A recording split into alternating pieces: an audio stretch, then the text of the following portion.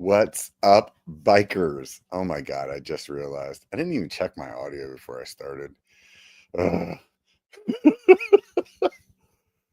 Episode 213 today. I have Jared Hoff from the Jared Hoff channel on YouTube. So if you're not familiar with him, you can click the link in the description for the show and check it out while we're talking. But nonetheless, I actually met Jared a long time ago, and as a subscriber, we went out on a ride together, and somehow or another, years later, here we are on this podcast together. But before we get started, I want to real quick talk about some of the people that are helping not sponsor, they are helping support the channel. Because like I said last time, the sponsorships have dried up, but I still want to talk about these companies because I like their stuff. So anyways, been riding the Ari stuff for the last year or so, and super stoked about the new Timp that's coming out. Hopefully, despite them getting robbed for like over $300 or bikes, we're going to hopefully be getting one here soon, or I'm going to be buying one. So super stoked about that bike. A lot of the things that I didn't like about the old Timp, they've changed. So we'll have to see if it meets the hype. But right now, everybody that's had one or ridden one has had a lot of good to say. Outside of that, TascoStoke.com. Go over, check out Tasco's stuff. You can use code B1KER and save a little bit of money. It's starting to get warmer out, so a good time to stack up on the Phantom stuff would be right now. So their Phantom line is just like a lightweight line, and honestly, it's my favorite glove to wear all summer.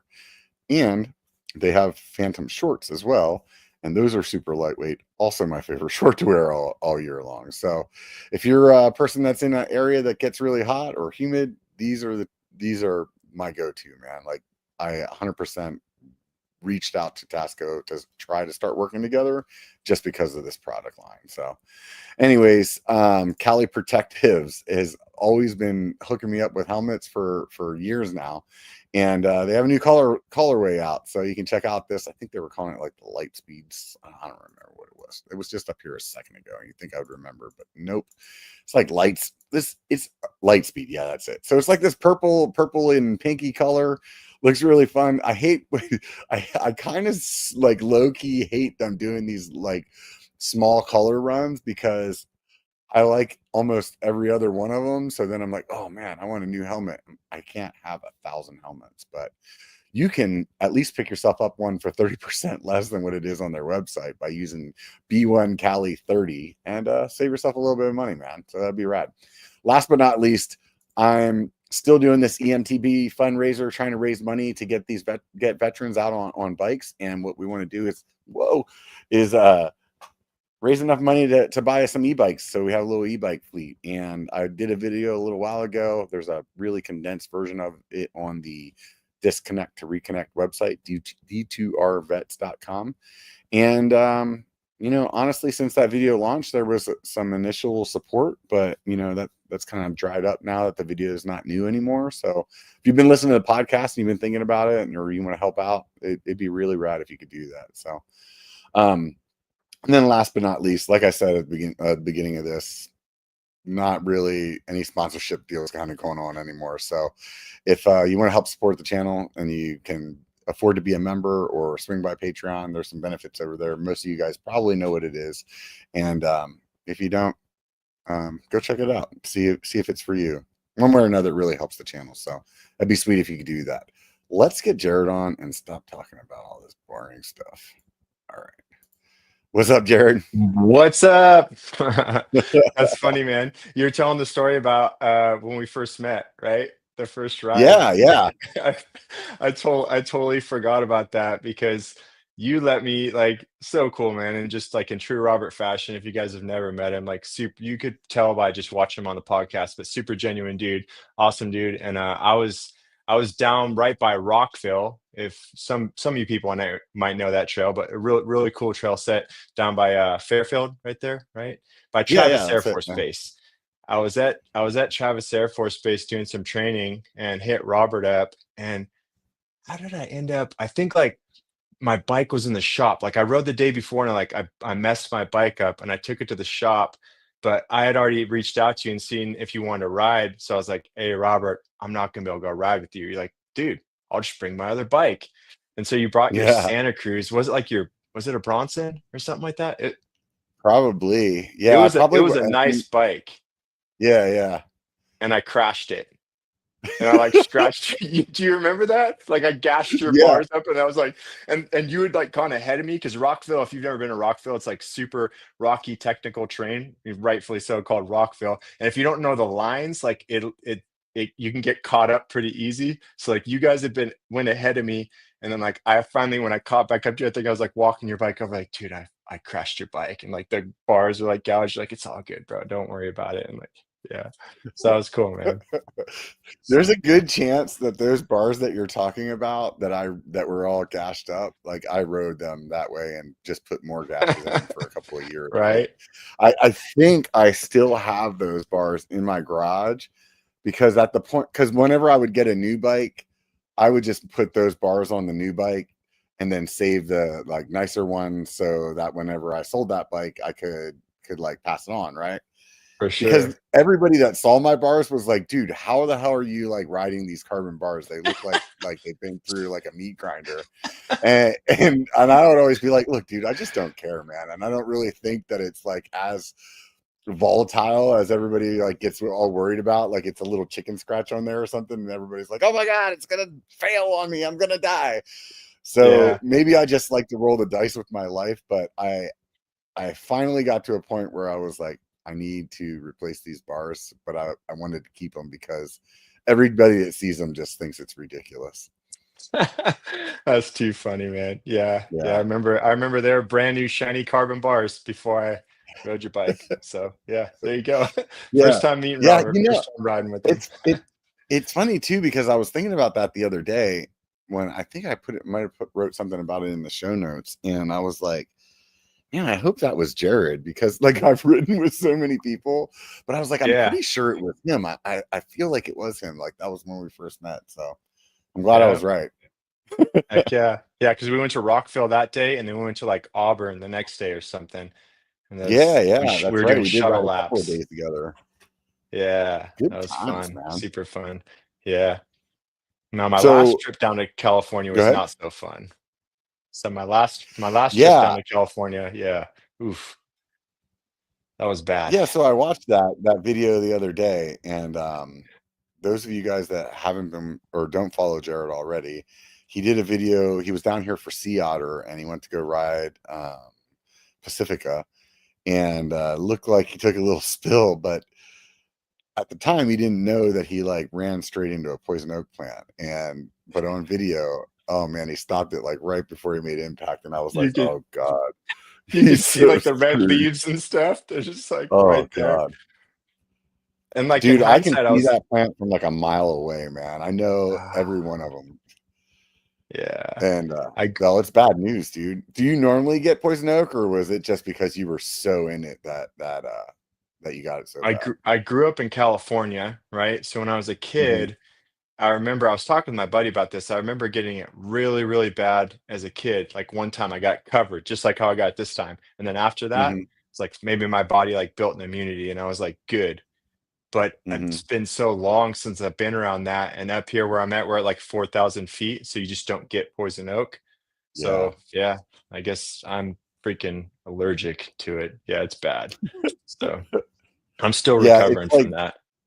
it's like the bane of my existence this time of year. Mhm. It's like I and there's like certain trails that I'd really like to ride. There's some stuff up in Auburn that I wouldn't mind riding, but because it has so much poison oak on it, I'm just like, yeah, forget it. I'm not even gonna bother. Yeah, Well, in unless it's the middle of the hindsight, winter where I can have like pants on and stuff. I'm like, no, I'm not yeah. gonna do it. I was doing that hover air. I was trying to make a video for them with like the follow mode, using the Yeah, beacon and stuff. And that thing swings wide sometimes and hits a tree. And if it hits a tree on Boy Scout trail, it's going in right into the poison oak. It's like, yeah, yeah, yeah, yeah, yeah. yeah, Shoulda. yeah. It's funny because I was filming with the hover air over the weekend, and I don't have a hover air anymore because of I saw your Instagram post. I was gonna ask you about that. You're like, this is the last the thing the that. hover air saw before it was.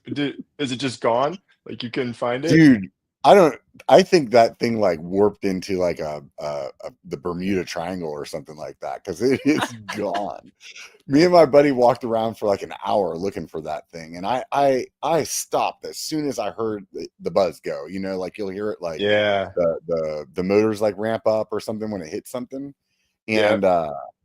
I like stopped instantly. I mean, I walked back, and in my mind, I've crashed that thing enough times to kind of know, like, oh, that's probably what it ran into. You know, like what you said, when you're going faster, it definitely like kind of swings the corners a little wider. So if you're like, oh, there's a branch hanging out there or something hanging down low that maybe the optical avoidance didn't see, you know, or something like that. Yep. So I kind of had a couple of spots where I was like, okay, it either hit this or this. And let's just say it's like, you know, a 20 to 30-yard range, right? But it's Yeah. like you're the downside is that thing's completely black. And I even thought to myself before I went up there that I was going to put some stickers on it because I had stickers on my other one so I could see it better whenever it was in the bushes and stuff. Yeah. Yep. And it just, I think, you know, it just really blended in with the everything that was on the ground there. And like I said, we walked around for an hour. It took a long, it was probably 30 minutes of me trying to talk myself into like, dude, it's gone. You know what I Yeah. mean?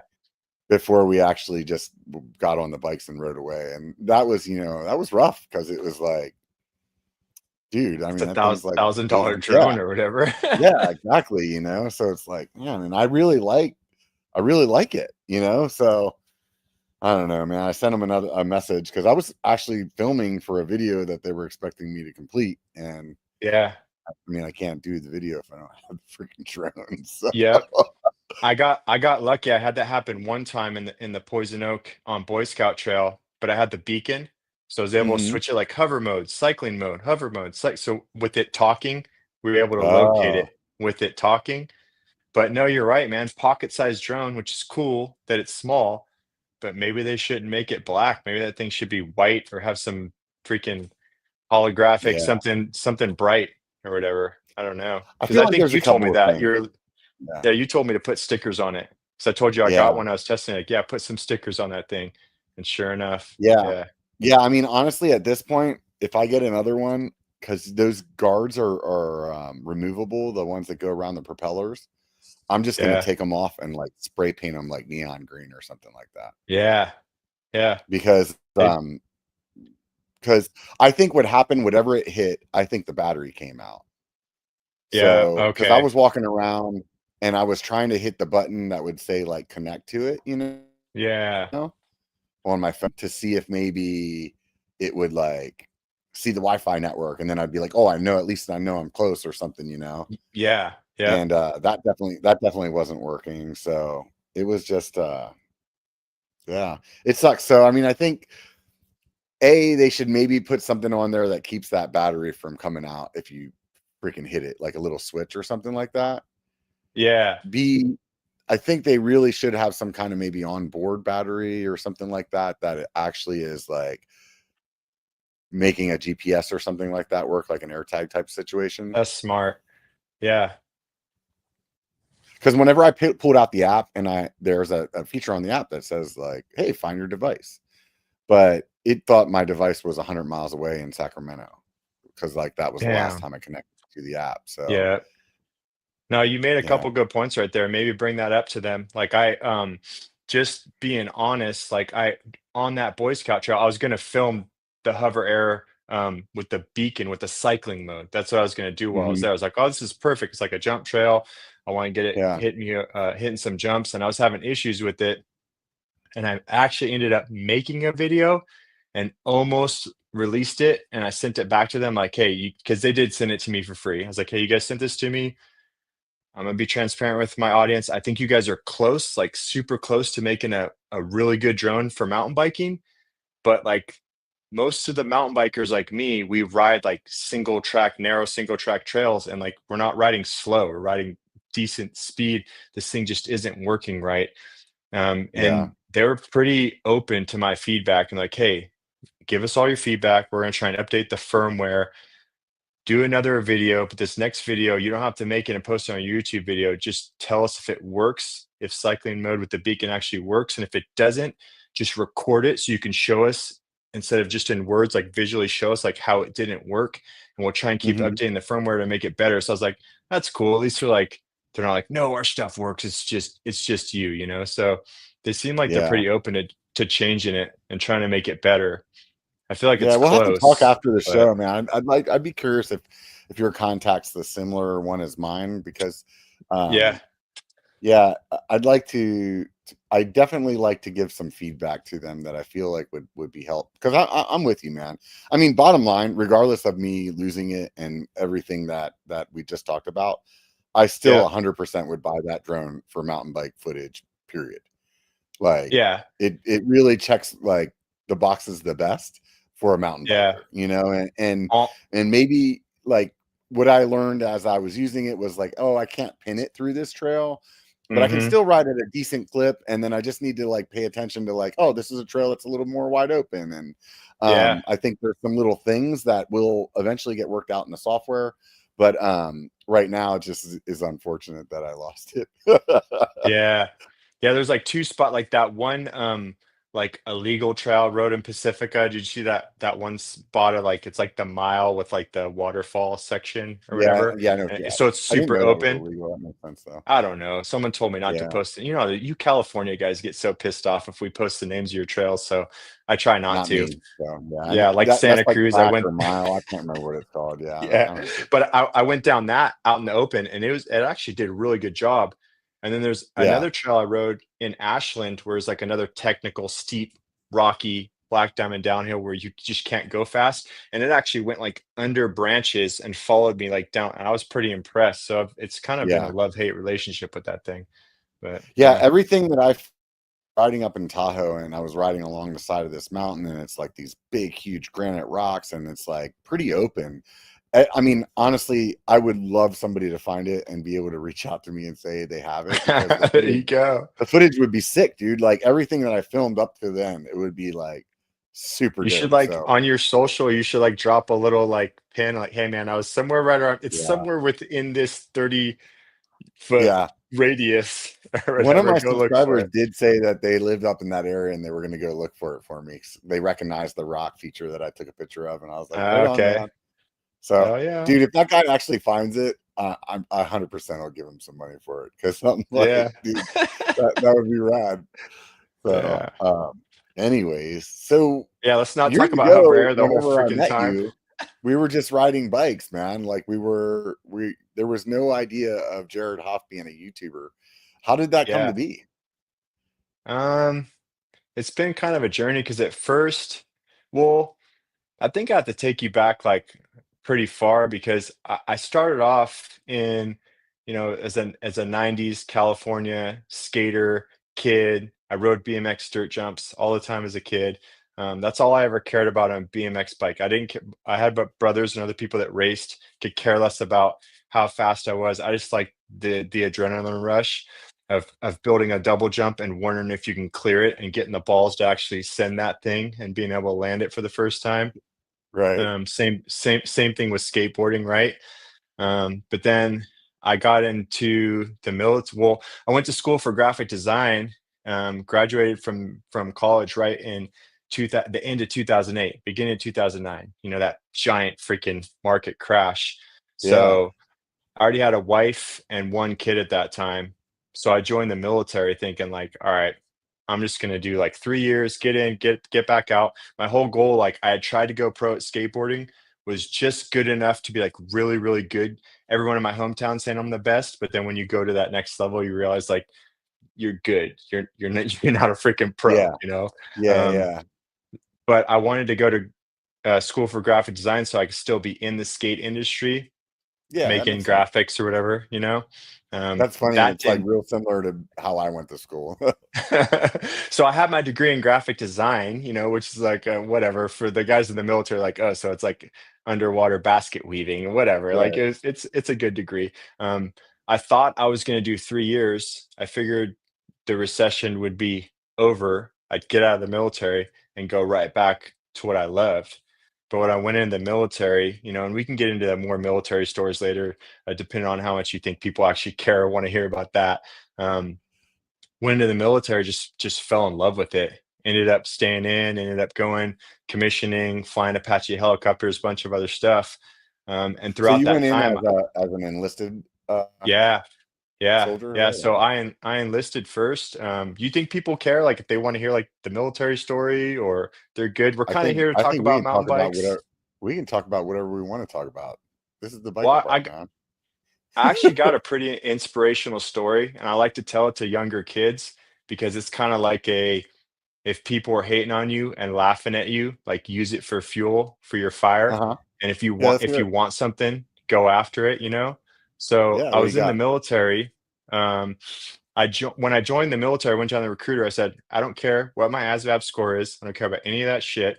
I want the biggest sign-in bonus with the shortest contract.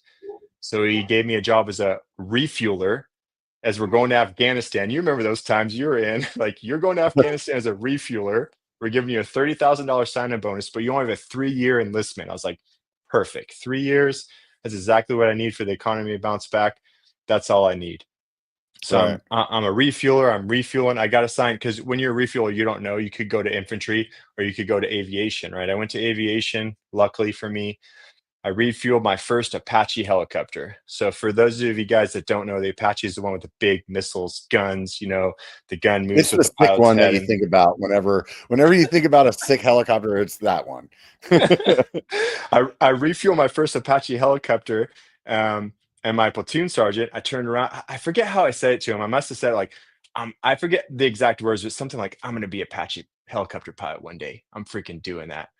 And he just starts laughing at me and he talks shit to me the whole rest of the shift. But like that was like that's what Yeah. sergeants do to their freaking brand new private that just got promoted to Yeah, that's what specialist. Like everybody in the now you're military gonna does. fly You a just pat talk like shit to so everybody. it was expected that it didn't hurt my feelings. So I was like, whatever, cool. He's hating on me, but like I was serious. I really wanted to.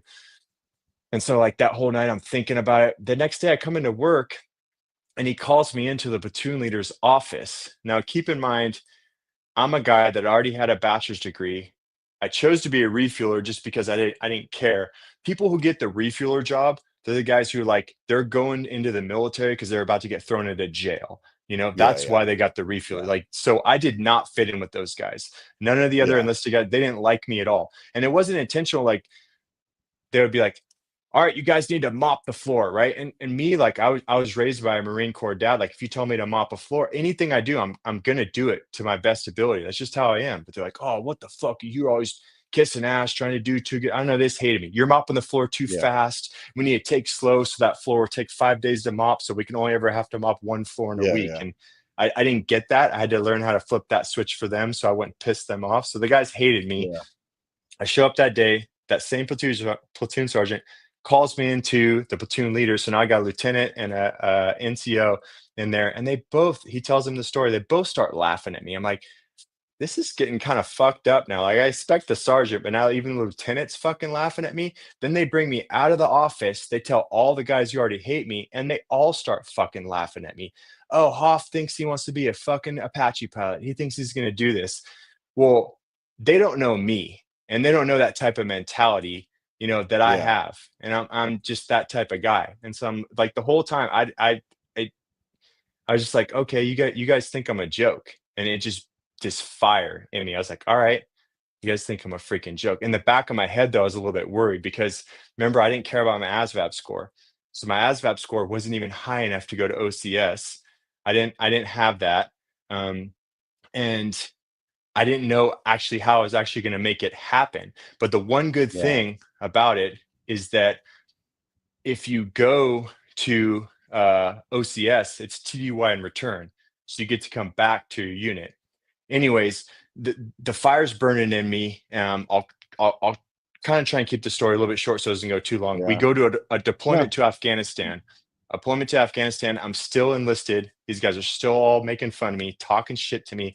And the whole time I'm just thinking, all right, uh, well enlisted, well in Afghanistan. You probably know all these. Did you go to I was Afghanistan or are you just in Iraq? no, I wasn't in Afghanistan or Iraq. I was in like at the very end of the first Gulf War, and then I was out before that stuff happened. But like you, I also took a job that was, I was in the infantry, but my ASVAB Yeah. score, like the jobs, I basically scored high enough to get any job in the military. Yeah. And they were trying to get me to be military intelligence. And I was like, no, I just want Yeah. to be in the infantry. And they're like, Yeah. the guy at the MEP station actually pulled me to the side and he's like, dude, I don't think you understand how good of a job this is that they're offering Yeah. you. And I was like, I don't think you understand that I want to be in the infantry or I'm leaving. So Yep. so I can totally relate with you with like, that's like basically if you can tie your shoes, you can get in the infantry. Otherwise, it's like, so similar, very similar experience. No. So I definitely Yeah. had some times where there was people, making fun of you or whatever, because that's the military Yeah. too, but where it's like, dude, I'm not here because I scored a freaking 27 on my ASVAB, dude. I'm Yeah. here just because this is what I wanted to do. You know what I Yep. mean? So anyways, you're overseas, So you're deployed. I'm overseas. We could go on forever, dude. Actually, the story, because I was a refueler. So they send you out to. Have you ever watched the movie Restrepo? Yeah, yeah, I know what we're talking about. Just forward of Restrepo, back in that valley, there was a FARP there. I was stationed. I've been stationed there as a refueler, as enlisted. So I've Yeah. seen some crazy. You're That's you're in, actually you're in some pretty shitty spots. pretty shitty spots. But throughout that time, I redid my ASVAB, so I got my GT score like high enough to be able to go enlist. I did all the flight aptitude tests, everything. I'm putting my packet together, but people keep telling me, they're like, "All right, you're going to be an Apache pilot." But I saw that platoon leader. I saw a bunch of other leaders. I didn't just want to go be an Apache pilot. I was going to be an officer. So for those of you guys that don't know, if you want to be a helicopter pilot, the easy way is to be a warrant officer. If you're a warrant officer, you get it, you're guaranteed to at least fly something. If you go to be an officer, you're going to go through the entire officer candidate school, and you're just hoping that you become an Apache pilot. By the way, officer candidate school, they don't let Apache pilots, they don't let officer candidates, people who go to officer candidate school, become pilots. Pilots is for West Point ROTC. Like Yeah. OCS, like from enlisted, OCS officer candidate school is made from enlisted to officer. They don't let you become a pilot. It's kind of safe Right. for So like you the upper really your only echelon of way is to become a officers. warrant officer. Yep. So I Yeah. I knew My that, my, and all my these cousin guys are. actually did that. He's an Apache pilot. Oh, really? Oh, yeah, that's Yeah. awesome, man. Yeah. He was I 11 Bravo. He was an infantry guy. So how was I going to do it, right? How was I going to do Yeah. it? Well, when you're out there and you're at these FARPs and you're on the front lines seeing some crazy shit, generals come visit you all the time. And who the generals want to talk to, like, it, even being an NCO, they want Yep. to talk Yeah. to like the private and the specialists. They want to talk to like so how's it going out here, troop? Like, how are we treating you? Like, da da da da. Yeah. So this general comes and he shows up and he's asking me those questions. How's it going? Da, da, da, da. And I tell him my whole story. And somehow we get into the me wanting to be an Apache pilot, but I want to be an officer, not a warrant officer. Oh, really? Well, you need a letter. He's like a 3-star general. You need a letter of recommendation. I'll write you one right now. I'm like, this is my freaking way. Do you think Right. you ever see that? You think you ever see that guy again? No, he freaking leaves. You're never going to see him again. Right. So I got in the back of my head, I was like, all right, that's the only way. The only way I'm going to prove at this time, I'm really just caring about proving people wrong. Like, I want to do it, but I also want to make sure I prove all these people wrong. I want to prove all these Right. people wrong. So I wrote my own letter of recommendation, had it all ready with like a blank signature block at the bottom with like how great I was, all the stuff I'd done in combat in Afghanistan and everything. And I'm just waiting, just hoping. And sure enough, another general shows up. And I tell him the same exact story. Da, da, da, da. Oh, if you want a letter recommendation, I'll write you a letter recommendation. I said, actually, sir, I have one right here. And he reads over. He said, you wrote this? Yep.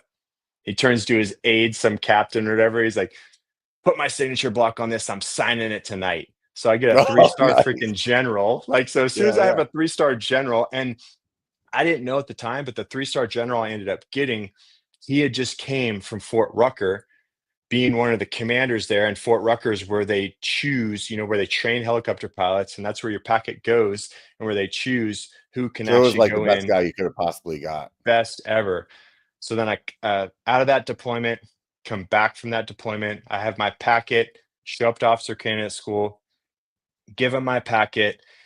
There's like 5 different guys putting in to go for aviation, and tell us all to like, listen, out of the last 2 years, nobody has been selected out of officer candidate school for aviation because it's not about graduating at the top of your class.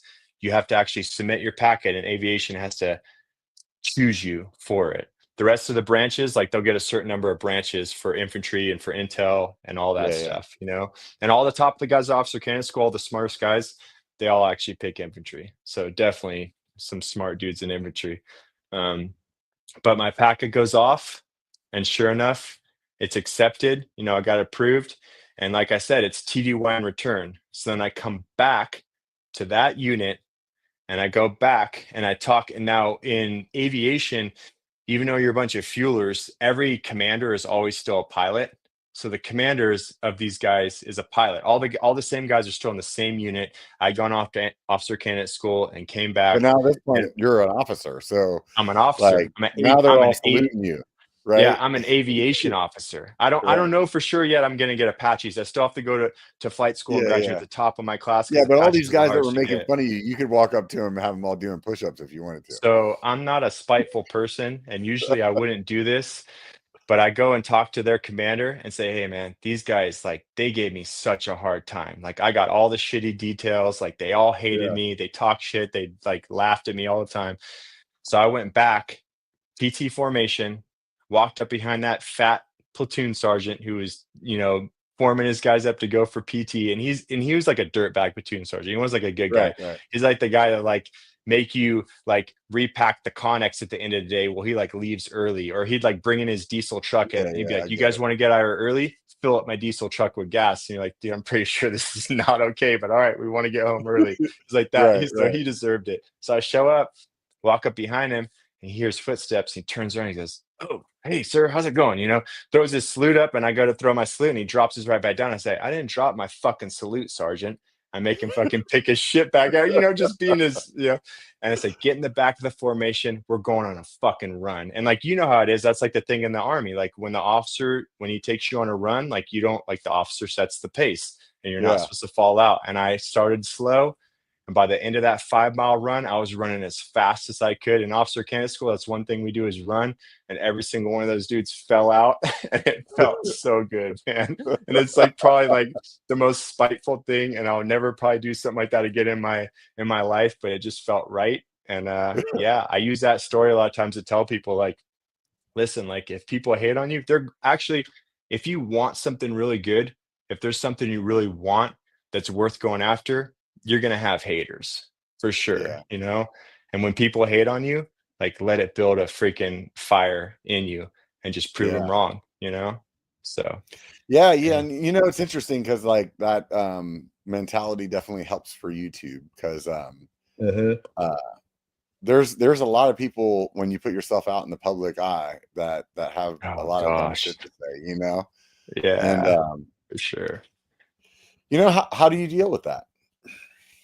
Um, You can't go for run them, you know? No, yeah. First of all, I try and be honest with myself because sometimes the Mhm. stuff that hurts the most, it's because it's true, you know? Yeah, yeah, Like I'm just an average dude next door. I don't know everything about these bikes. I've been really blessed that I have some guys I've met like Brian, you know, and Jeff and stuff from Trail One who send me parts, components. So sometimes if I'm doing reviews on a bike and I miss something or if I misspeak or whatever and someone corrects me, like there's some keyboard warriors that are probably also super smart at you know when it comes to mountain bikes. So if they call me out, I'm like, yeah, cool, man, must have missed that. Like, you know, I'll try and get better next time. You right. know, so yeah. Yeah.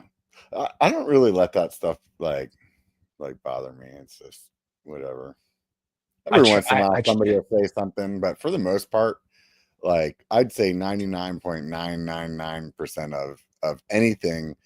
Usually, I think it's funny myself, and hmm then that and because of that, then my response doesn't give them necessarily what they're looking for, Yeah. and I think because maybe other people see that. I don't know what reason is, but I definitely don't feel it. I feel like I don't get the problems that I've had a lot of other people tell me that they have.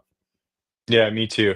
Like I've even like some of the bigger YouTubers are like, oh, I just don't read comments and respond anymore because of all the negative stuff. I really like to try and respond to every single comment, Yeah.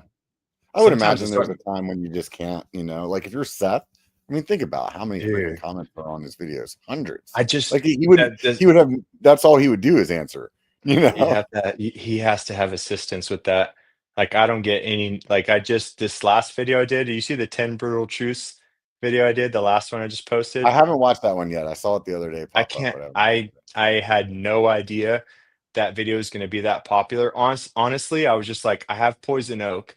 I can't go ride. I wanted to do a video on the new Cali helmets or redo the drone video. I was like, I can't go ride, but I've like had this list of things that just kind of bug me about mountain biking and just kind of it. some brutal truths or just things I've learned over the years. So I'd literally just like turn on the camera and just start like venting about stuff. And then Hmm. next thing you know, the thing gets like 50,000 views. And I have so many comments. So like even right now, I just can't, I'm trying to keep up with Yeah. them and just can't keep up. So Yeah. There's a yeah. certain point where you just let it go. I know my Whistler video Yeah. from last year has, it's still like just getting views on the regular. And at Yeah. a certain point, it's just like, I, it's going to be a full-time job for me just to like keep answering. It's like, whatever, man, move on.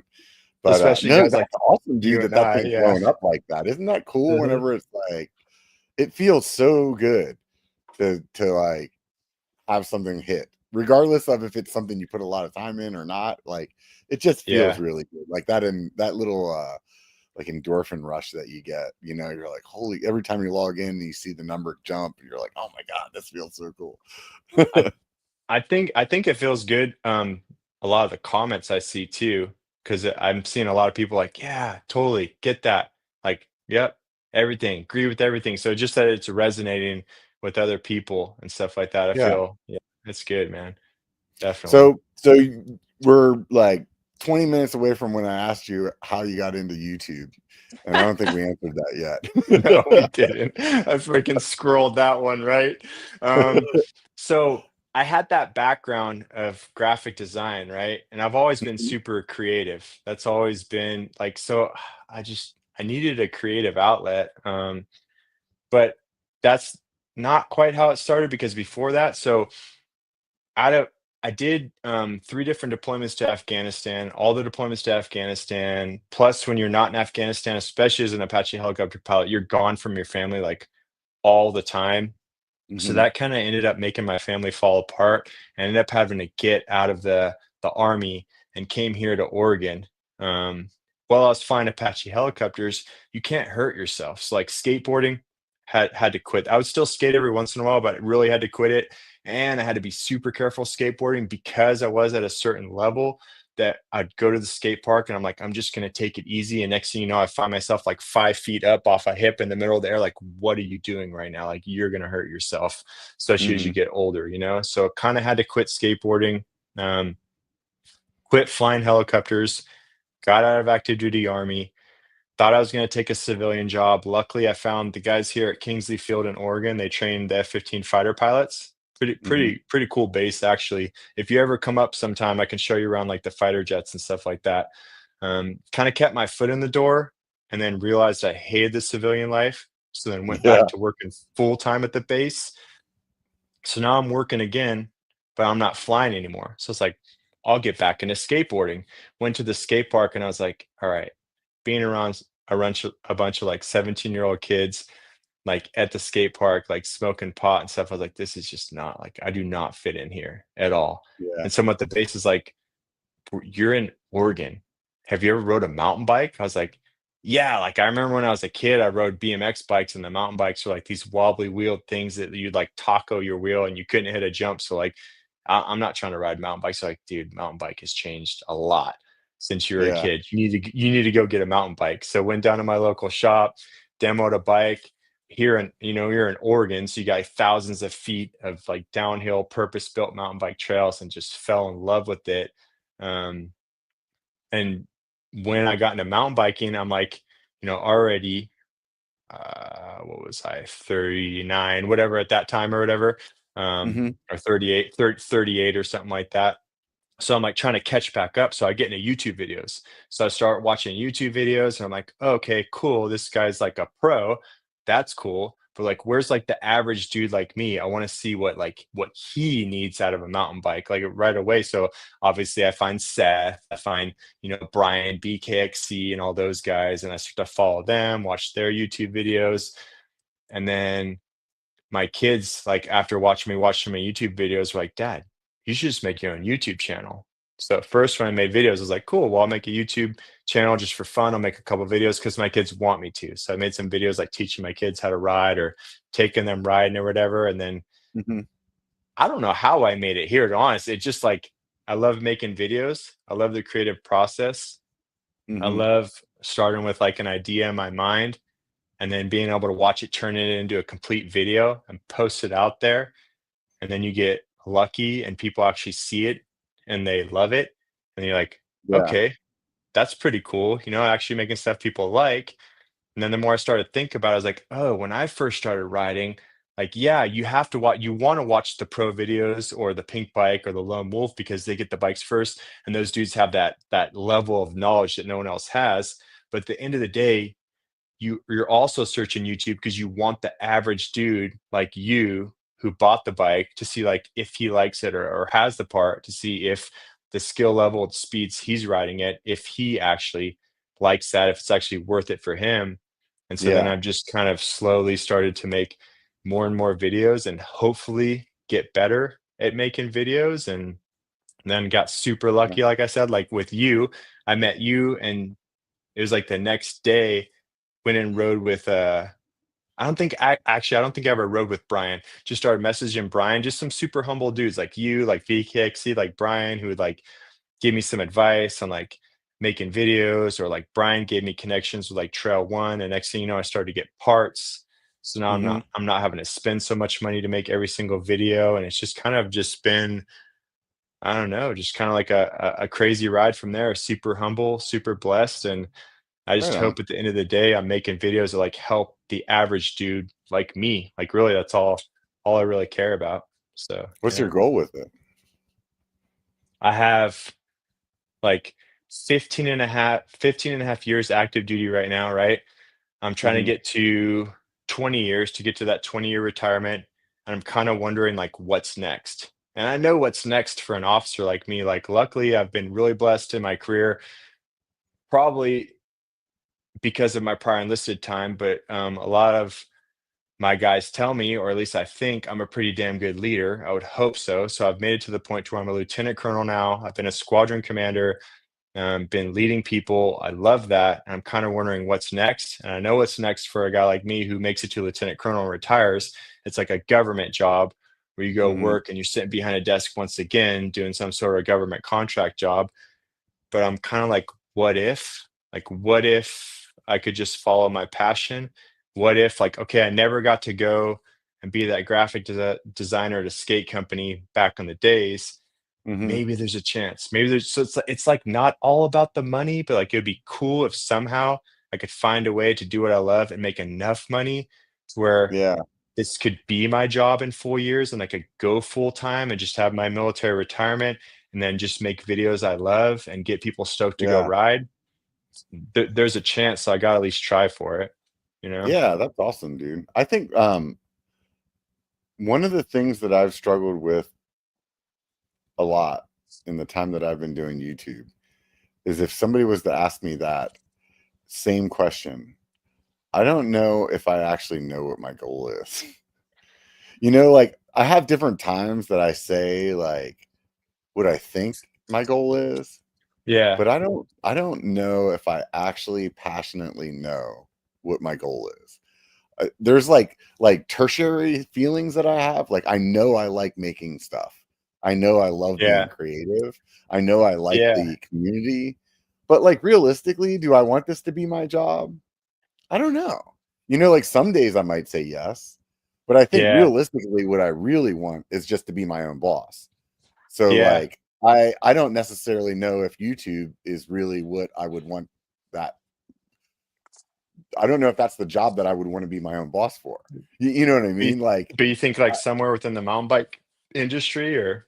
I have no idea, honestly. I just know that like it just sounds to me like, yeah, I I just want to be passionate about something, you know what I mean? And for the Yeah. most part, like all my life, I've always just done things I've been passionate about. And right now, I'm still passionate about doing YouTube, but I don't know if that's like I don't know if that's what I want to do for the rest of my life. You know what I mean? I don't know if Yeah. it's what I want to do 3 months from now, let alone 5 years from now, you know, like, Yeah. but I do know that I really like making videos and I do know that I really Yeah. like the community.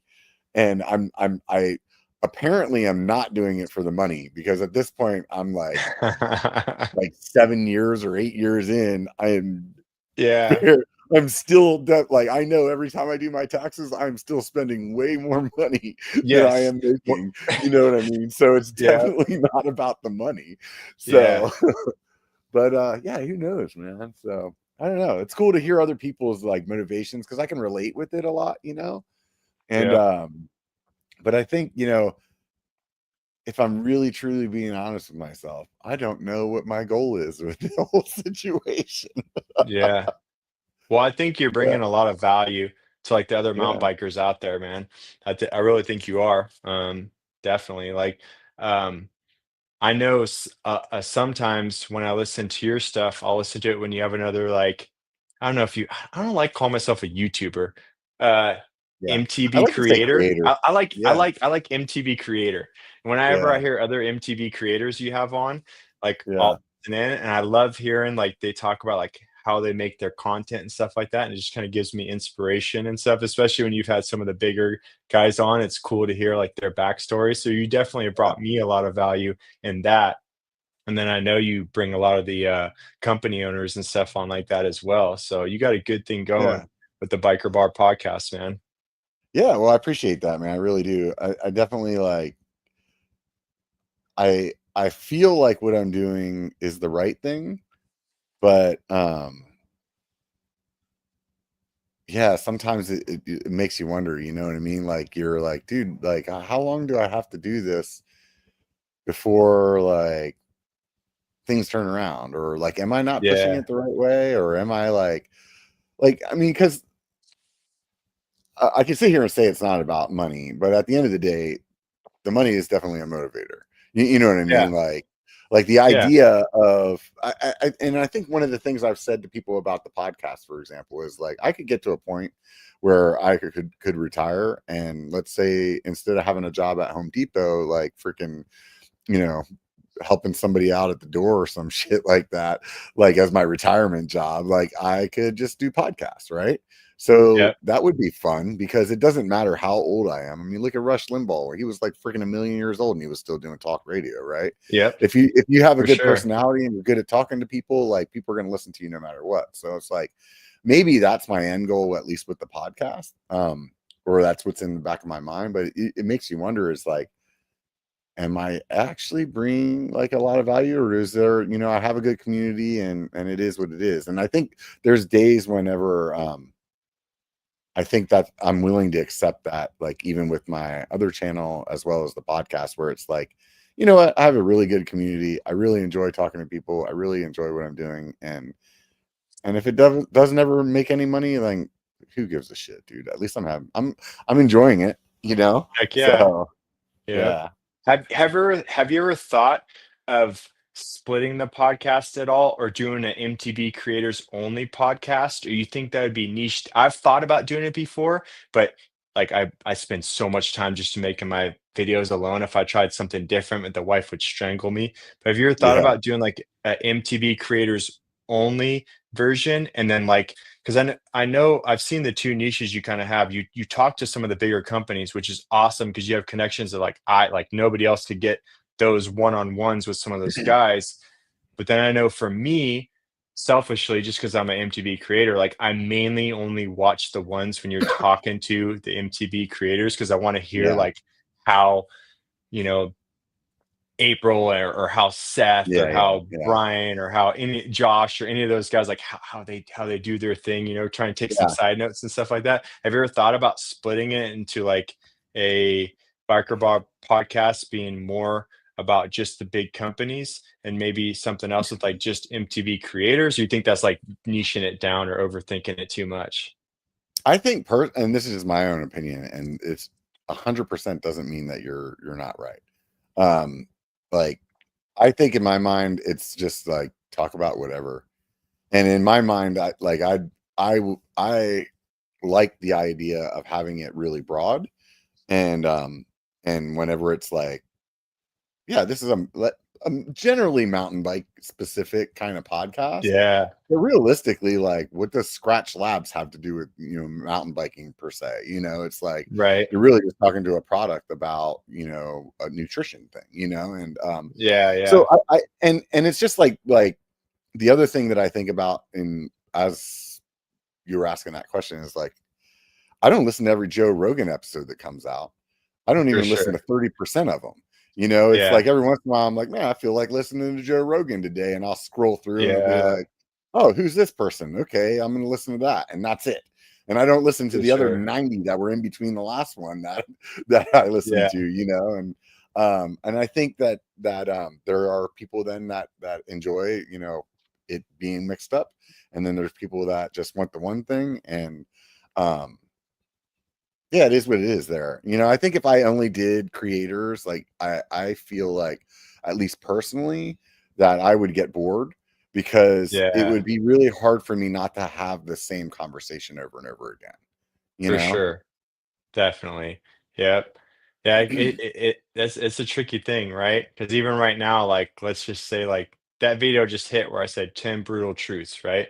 So now Right. I could go on being that guy that just talks about all the brutal truths of mountain biking, and that's my new Yeah. niche, and maybe I end up getting a bunch of views on that, but then I get stuck in being the Right. guy that just talks shit about all the brutal truths, and I've seen other Right. creators do that, and I kind of feel like that's cool if you only care about the views, but you also have to love it too. So I hope those guys love what they're Yeah. doing. It's a couple guys that Yeah. they've kind of got stuck into like a my niche is like complaining about the mountain bike industry, and so every video is just Yeah. complaining about it. I hope they enjoy Yeah. doing that. Yeah, Yeah, I've definitely seen some people do that too, because like what I said earlier, like it feels really good to get that dopamine hit and see the numbers and stuff like yeah, that. And I think that's been part of my journey as well with my channel, is like, trying to figure out what I do and I don't like. Like I found out yeah, pretty early, like I don't like doing reviews. I really don't. yeah, And the only time that I do reviews is really on things that I feel kind of passionate about, or like yep, whenever I did that whole series, the 90-second review series. yeah. Those were I good. really I really enjoy those, but man, they got shit for views. But the funny thing is that, like, all those videos, I get comments on them almost every day. So like they Yeah, never got like big views to start, but they yeah, just like, it's like evergreen content. It just keeps chugging yeah, away. And it's like, nobody gets online to see their creator, like the person that they like to watch, just talk about freaking Owry grips for 90 seconds. But somebody gets yep, online and is like, are our grips any good? And then they see that yep. video and they're like, oh, sweet. And to me, the thing that I love, you're gonna get me going because I'm passionate about those things. It's like like when you ask your buddy on the side of the trail, like, if he likes something, he sure as shit doesn't talk to you for 15 minutes, or you're not really gonna keep No, it. You know no, what I mean? not at And like, all. so like Yeah, the whole point of that thing was like, all right, I'm gonna give myself 90 seconds to say whatever I think is important, yeah, and in turn, yeah, I started talking really fast because it was like, man, I want to like squeeze as much as I can in to that yeah, 90 seconds. But on the other hand, then it made it kind of fun, because it would be like I would record maybe sometimes two or three times before I'd be like, oh, that's everything that I wanted to say, yeah, and you have to choose, like pick and choose, like, oh, well, I can't really go on about this experience, so you got to keep yeah. it tight. And I just really enjoyed doing those, but man, they got shit for views. Maybe you could do it again, but not make it 90 seconds, just make it like hot takes from the biker or something like Yeah, that. Because I could tell when I watched those, I could tell you enjoyed doing it. And I yeah, think there's like this, like as much as you like, because let's be honest, for any of you guys like watching out there, like when you start a YouTube channel, you're doing it because you're passionate about it. Um, but you have to care about the views, because if you're not getting any views and you're like, well, if nobody likes it, then am I just another guy putting like garbage content Yeah. onto YouTube. What's the Like, I don't point? want to be in one. Yeah. Yeah. Yeah. So then you spend a lot of time figuring out, like, all right, what's the right topic? What's title and thumbnail? Gosh, I almost wish they Yeah. didn't care. Like, I have some really good videos, I feel like, on my channel that they just have a shit title or a shit thumbnail. They're like, if people would just get past that and watch the video, there's some good content in there Yeah. for you, you know? But I think there's another thing that's like rarely talked about because it's hard to tell people how to do. It's like if you just do stuff you love, like it comes across on camera, like people can tell when they're watching it. So I could definitely tell like when I was watching those 90-second ones that like you like that stuff. And like and I know you just from the couple times I met you and rode with you, it's because you're not fake. So you're not purposely gonna make something 15 minutes because the algorithm does Yeah. better with 15-minute long videos. Like maybe you Yeah. can redo it, but like find the balance, like because the 90 seconds, maybe sometimes you're like, damn, so now I said 90 seconds, I have to fit in 90 seconds. Maybe instead you just make it like a hot takes from like Robert the biker or whatever, you know what I mean? And Yeah. so that way they're gonna be Yeah. still be short. They'll be between 90 seconds, minute 30 second, whatever, you know what I mean? Like Yeah. maybe you I can think the find a way. secret I think the secret's 60 seconds. Do 60 seconds and just make Yeah, them like vertical, like videos. right. I should Yeah, film them. Yeah, I should do that. You know, it was fun definitely. for me just to like go through my garage of the things that I use and the things that Right, I bought and just like be honest about it. You know, right. and that to me was like what I thought was cool. And it was like, dude, I mean, if you think about like how many products that you have, this is like regardless of me doing YouTube, like there's hundreds of things that I have in my garage that all Yeah, have to do with cycling that I've yeah, bought. And I have an opinion yeah, on all of them.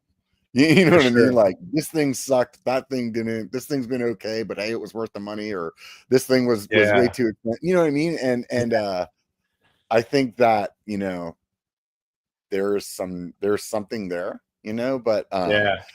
I don't know necessarily how like if you do that in a short form content, I don't think that it'll actually like have the long-term views like you would I don't have. think so either. You know what I Short mean? form doesn't. Because people are I gonna be I like, "I don't care about this grip." They're gonna roll. You know what I mean? Yep. So I think if I do it, I just do 90 seconds again, and I just freaking accept the fact that people are gonna bitch about it or they're not gonna look at it, and it is what it Yep. is.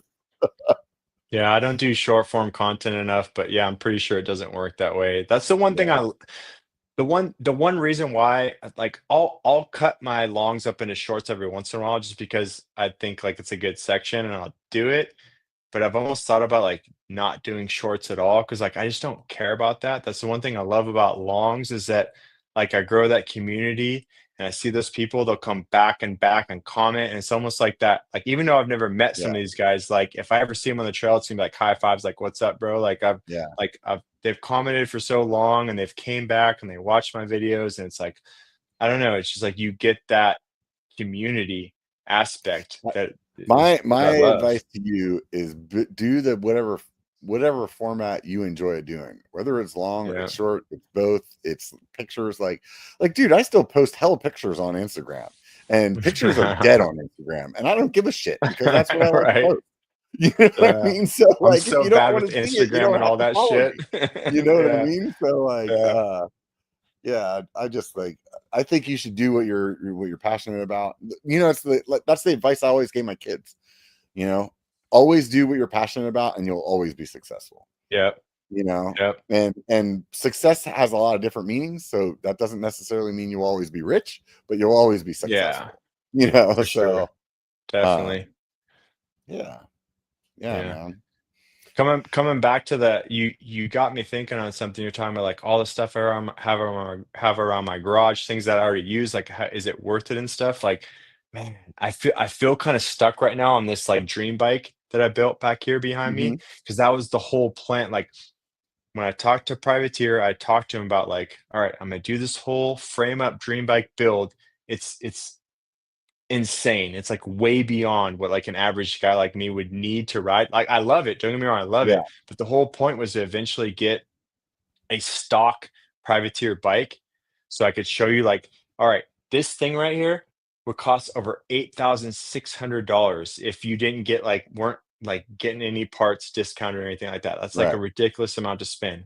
The stock bike you can get for like less than $3,500. I forget what it's. I think it's on sale for like $3,400 right now or something like that. So I wanted Yeah. him to send me a stock bike, and I could just make a bunch of just pick it apart, make a bunch of videos. Like, all right, the TRP Evo Pro brakes, like I freaking love them. They're amazing. Like, really, like, all right, let's do some actual runs. Like for a guy like me at the speeds I'm riding, like you can feel you can feel the difference going back to back, but is it like really worth you? And I was gonna like nitpick like every single part and go through them all, and then Yeah.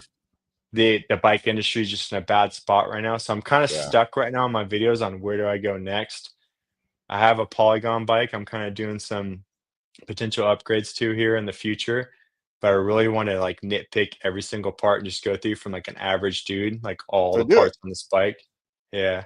I mean, you don't I need the guess other I could bike to go through it. just compare it to like the budget Polygon bike or something. I thought it'd be so cool to have Yeah. like the stock for or just do it Yeah. like yeah. No, I've definitely Yeah. like had that same idea before, like, or something along those lines, where it's like compare this like bougie bike to this like stock bike.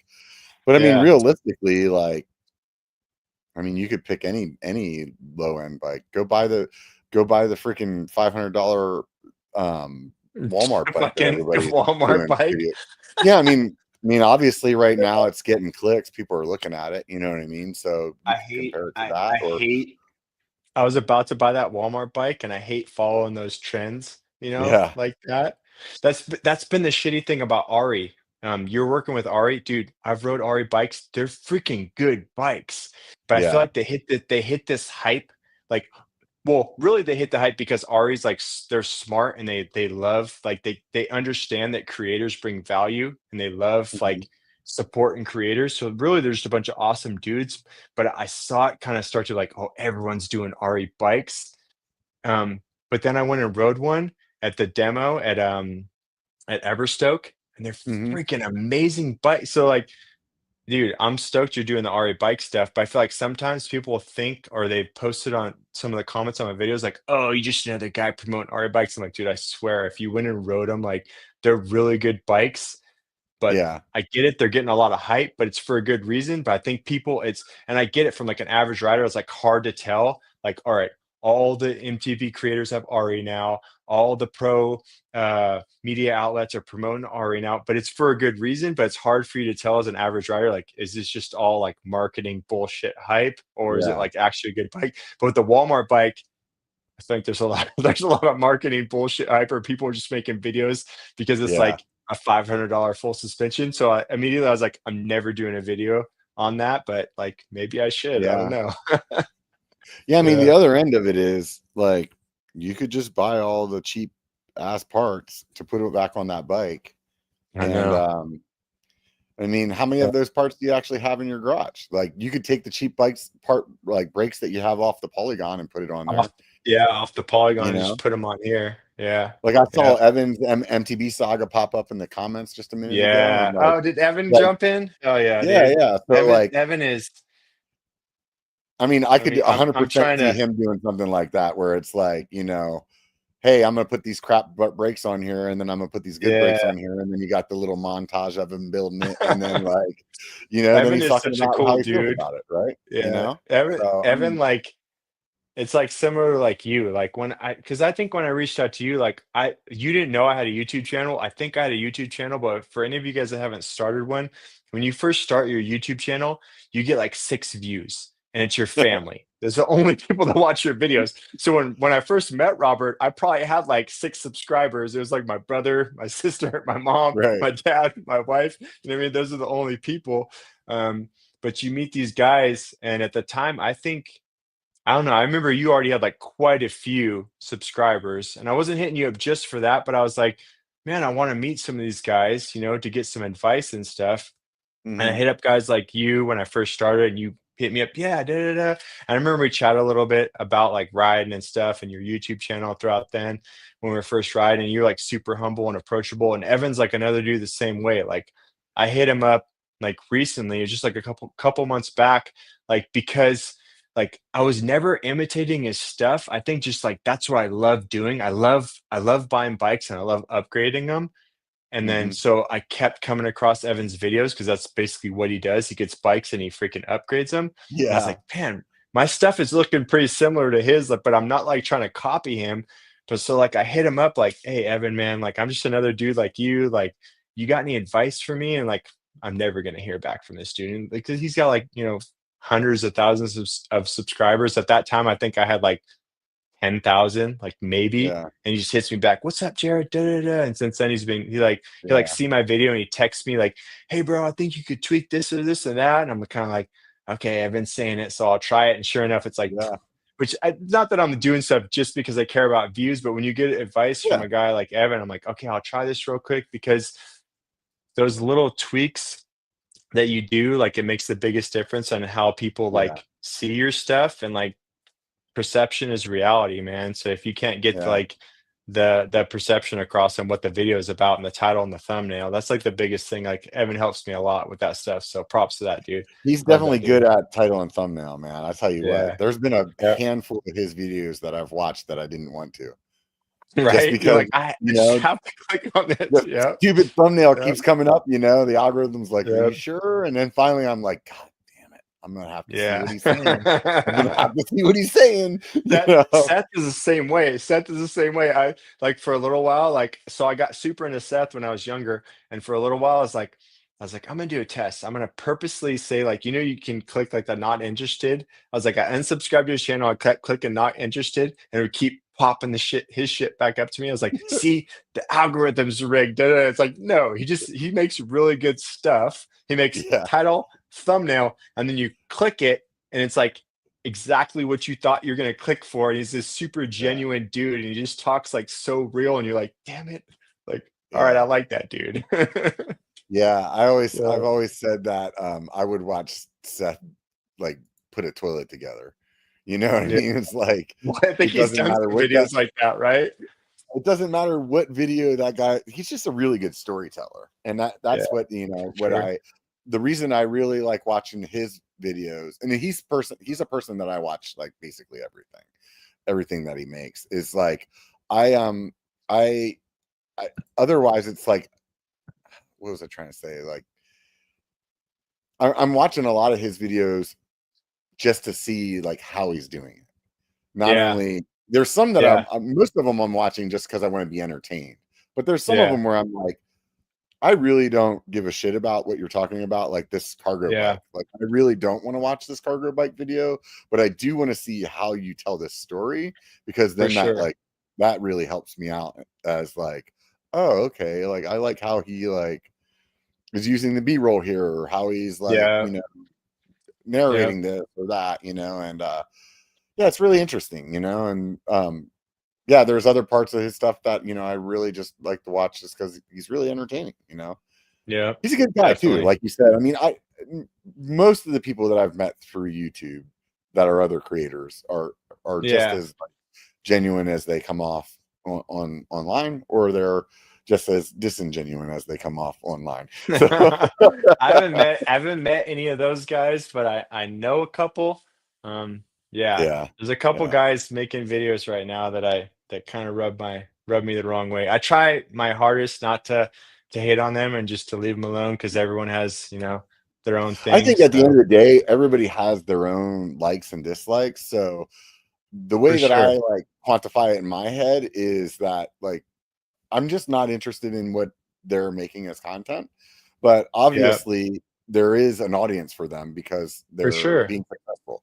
And Yeah, in that aspect, like I don't necessarily not want to be like friendly with them because of that. Like we're all in the same space. To me, like we're all on the same team. yeah, You know what I mean? yeah. So it's like, but it doesn't mean that I have to enjoy their content. You Yeah, know? for sure. And that's the biggest thing I've said to a couple people who have commented on my stuff. I'm like, dude, I have a super biased opinion. Like I Yeah, grew up like I am that guy. Like I like the super like I got into skateboarding. Like dropping in on a 13-foot vert ramp to me, like that the adrenaline rush you get from that, like you can't get that anywhere else. Like right.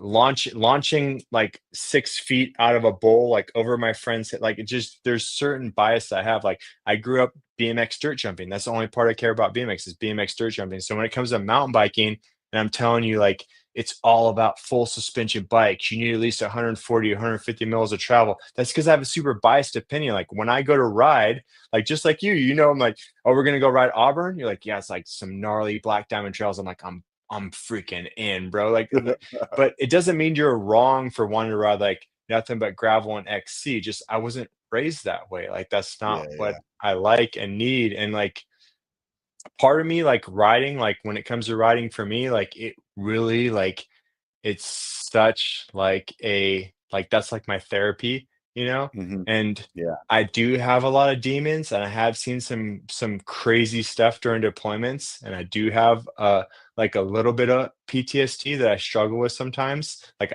I never admitted that until just recently. I was like, I don't have no PTSD. That stuff didn't bug me. Like I never performed better. Yeah. But when I'm on a mountain when I'm really pushing myself down a crazy black diamond trail, like that's why I like Rockville, like super rocky, crazy, where you like know the exact line. Like there's no room to think about anything else.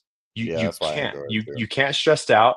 You can't think about this. You can't think about what your boss said to you or what happened that day. Like all that stuff needs to go out the window. You have to be 100 like Zen or yoga teachers trying to teach you about like breathe and be in the moment. You don't need to teach just get on a mountain bike trail and ride down that trail. You realize very quickly you have to be 100% present in that moment, breaking control, all those like skills that you don't have Yeah. become very apparent that you need to practice and like getting through that trail or clearing that double gap like finally like there's that joy that comes out of that that you can't find anywhere else and I don't expect everybody to understand that like for you if like the joy is like I've seen guys like my son got into XC racing for a little bit. And I've seen the guys at the XC races, and I see the look on their faces when they cross the finish line, first or second or third, and I know that's the same joy they get. But like for me, I don't care about that.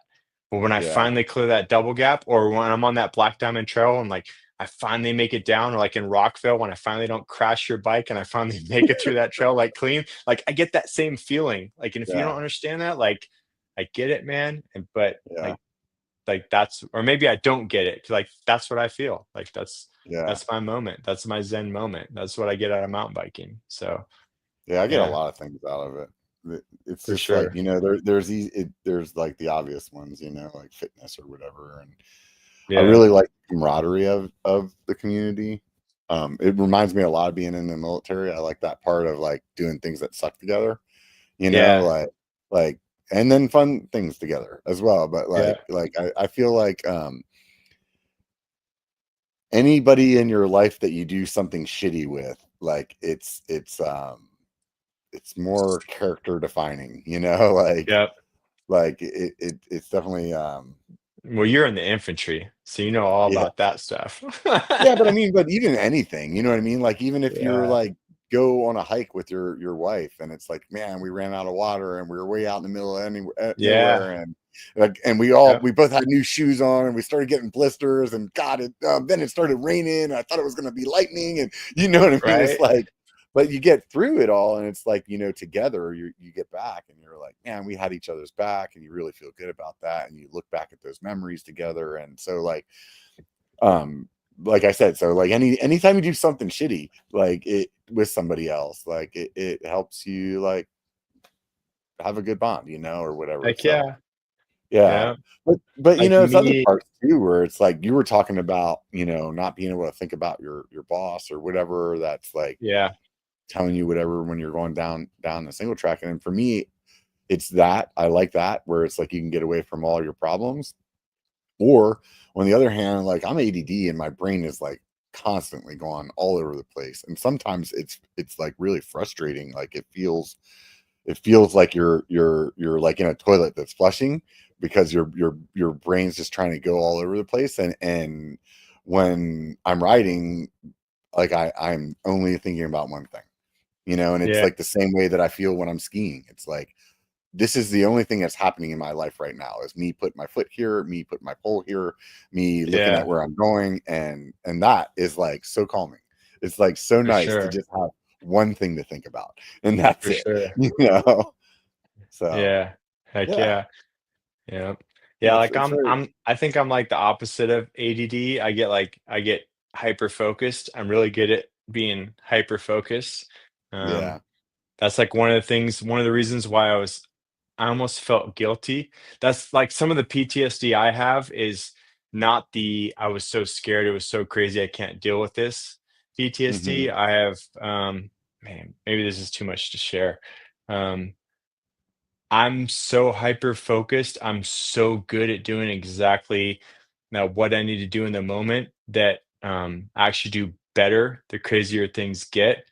And I Yeah. think in the Apache helicopter, I flew one of the cool things about being an Apache helicopter pilot, especially in Afghanistan, is no matter how badass you think you are, whether you're a Navy SEAL, whether you're CIA, which we called OGA over there, whether you're Special Beret, anybody, and the most badass people of all, as much as all those freaking Navy SEALs and all the people write all their damn books, the most badass motherfuckers of all in Afghanistan, the freaking regular Army infantry. You know why? Yeah. Because the Why is regular that? freaking Army infantry are fucking stuck out there by themselves like Restrepo. And every Yeah. once in a while, they get lucky enough to get two Apaches to come visit them for the half an hour worth of fuel we have to actually support them. And guess what? All the Taliban and all the people know that as soon as Apaches turn away, they can attack again.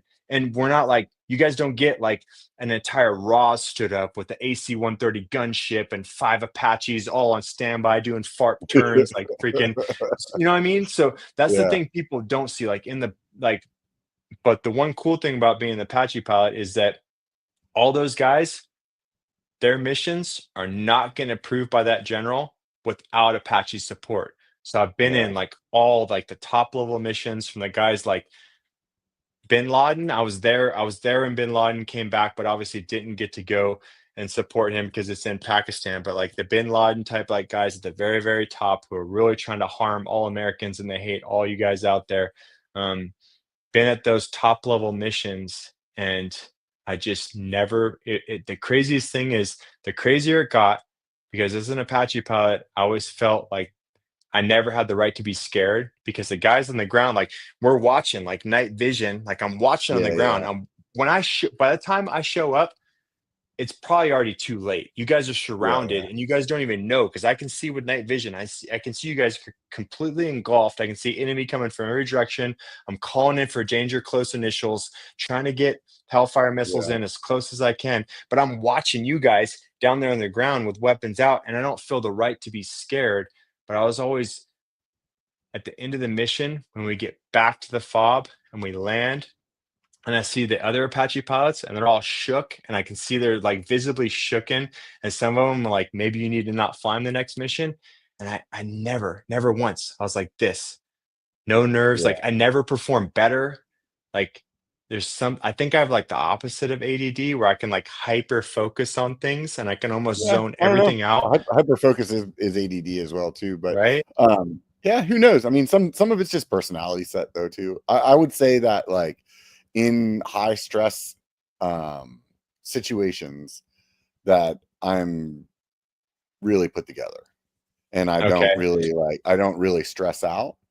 I Yeah. think for me, and this is my own like personal self, for me, it's like whenever I then hyper focus on like thinking about all the ins and outs of it after the fact. That's where I would get in Yeah. my head. But in a Yeah. moment, like anytime in my life, anytime that something nuts has been going on, like I'm still like even when I was telling the story in that last video about getting struck by lightning, like Dude, that's a crazy story. the first thing that comes to my mind Yeah. as I'm like coming out of almost being dead is like, Yeah. let me make a joke and like try to lighten this up. You know what Yeah. I mean? So it's like obviously I'm not like thinking about like how stressed out I am or that I almost died. Like Yeah, my yeah, mind is like, this was funny, you know, yeah, so but yeah, then it's like the after the fact stuff, you know, where it's like, yeah. you know, That's the same thing for me. Or like a lot of the stuff for me is when we're on the flight line, so the medevac pad at Jalalabad, Afghanistan, between where the talk was, the Tactical Operations Center, and the DFAC, the medevac pad's right there. so DFAC for you And civilians is the cafeteria. yeah, so every time I'm walking to the DFAC, I'm walking through the gate to get out of the flight line into the normal part of the base and the medevac pad, like multiple times, the infantry dudes and like 19-year-old dudes, 18-year-old dudes, 20-year-old dudes, like coming back on the medevac. and you can Yeah. just tell when they're pulling them off. They're bleeding out in front of you, and like you get done eating, and you come back, and the flag's at half mast, and you go through the ramp ceremonies and everything. Those are the things that really freaking Yeah. got to me. And for like any of you guys out there that like if you ever see a service member around American flag, or if they're ever singing the national anthem, and we're standing at position of attention, just like know that there's some different stuff going through our heads. So like we don't expect you to understand. Just know that like it's different for us when Yeah. we look at that American flag and we hear the national anthem and stuff. It's different because of Yeah. those experiences. What's up, Yeah, it Camden? definitely is. Yeah, that's very interesting that you say that, because My I son's here. I'm sorry, you guys. oh, it's all right. I definitely know that, and In it's a little definitely bit. one of those Okay. things where no, I don't think I've ever really put that to words. Like I know that feeling, and like if you and I were talking and you say that, yeah, Yeah. no, I totally know exactly what you're talking about, but I don't know if I've ever like actually expressed that in the way you did. So that was pretty cool to hear actually, because it definitely is different for me.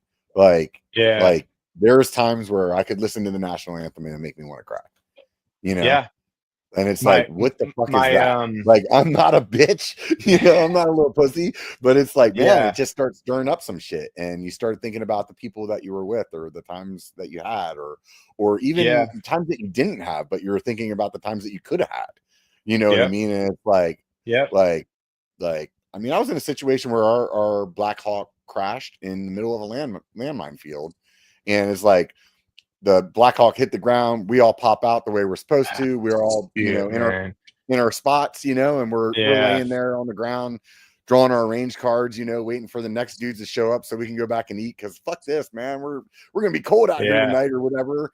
And then the LT yeah. comes over and he's like tiptoeing and he's like, dude, we're in a landmine field and we're gonna like try our best to get up to that road up there Oh, and none of us die, and it's yeah. like, yeah, we all got out there and nobody died, right? But it's Ah, like then gosh. after the fact, you think about that stuff later and you're like when you're 20 and it's funny, it's Yeah, like that's fucking right on, yeah, did you see Schumacher about shit his pants when he stepped, you know what I mean, yeah, or whatever, you're just fucking with yeah, each other and like yeah, that stuff's fun. But then it's like later in life when you think about it, you're just like, dude, what if I would have stepped 6 inches that way? Or what if yeah, whenever we got off that helicopter, like as soon as my body hit the ground, I fucking was on one of those. You know what I yeah. mean? Like, what the fuck, man? That's Freaking crazy, crazy. you know? Yeah, But whatever, for man. sure. Such is life, right? You can always beat yourself up about like coulda, woulda, shoulda. Do Yeah, you think that definitely. that drive that you had earlier about wanting to become a pilot is a similar drive that you feel with your YouTube channel? Like you Yeah, want to but prove to people out there that don't want to hit subscribe wrong? no, I don't feel that I wanna prove people wrong, but when I do something, I don't know how to do it any better than like I want to see what the best of my ability is. And Hmm. and I've always been that way with any job I've had or even in the military. Like if I'm gonna try something and I see people who are doing it full time, reaching a certain level of success, I'm like, well, why not me? Or like, what am I Yeah, missing to get there?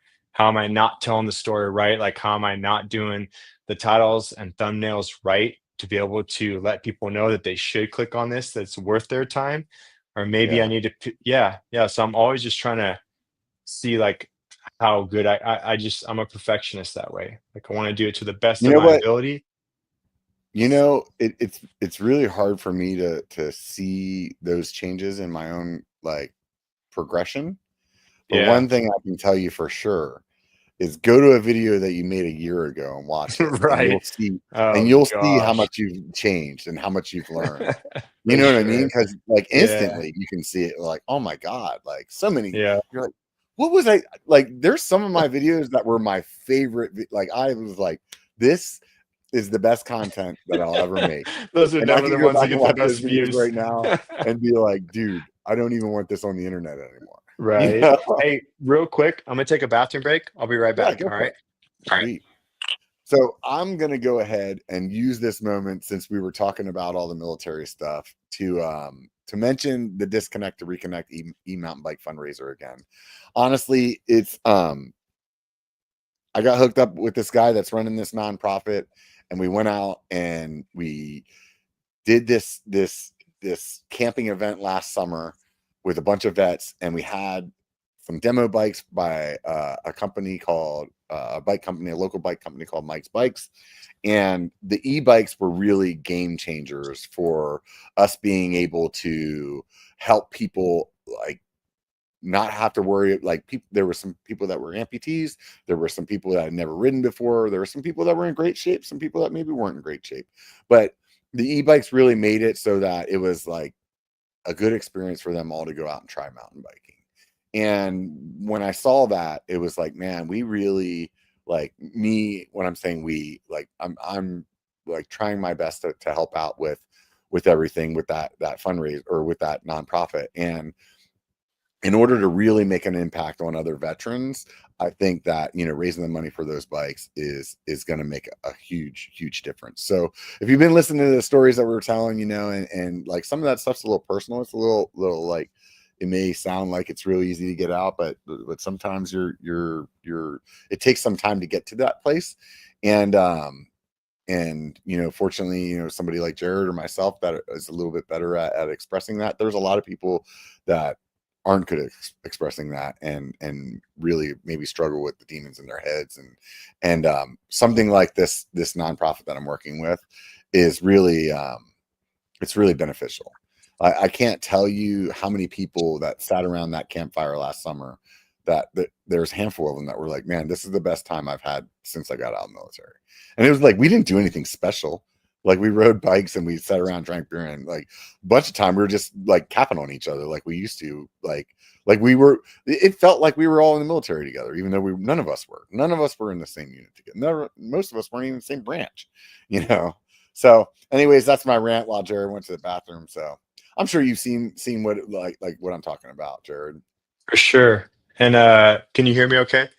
Yeah, Come yeah, back you in sound. and good. All right. Yeah. Yeah. One thing like that I have to say for like any of you guys out there, if you guys know any friends, like there's this thing where you were like special forces, or you're Apache helicopter pilot, or you're a Navy SEAL, and even within the military, we feel like, or even like infantry, right? But you're infantry, but you've been on those deployments, and we feel like, oh, that guy has the right to feel like PTSD or something like that. But me, like I was behind, I was a FOB-it or whatever, like the guy who's behind the lines. Like I don't have the right to feel that all that, but I can tell you right now from being there, the guys that read all these books, all the Navy SEALs, all them, like they had the top possible level of support ever.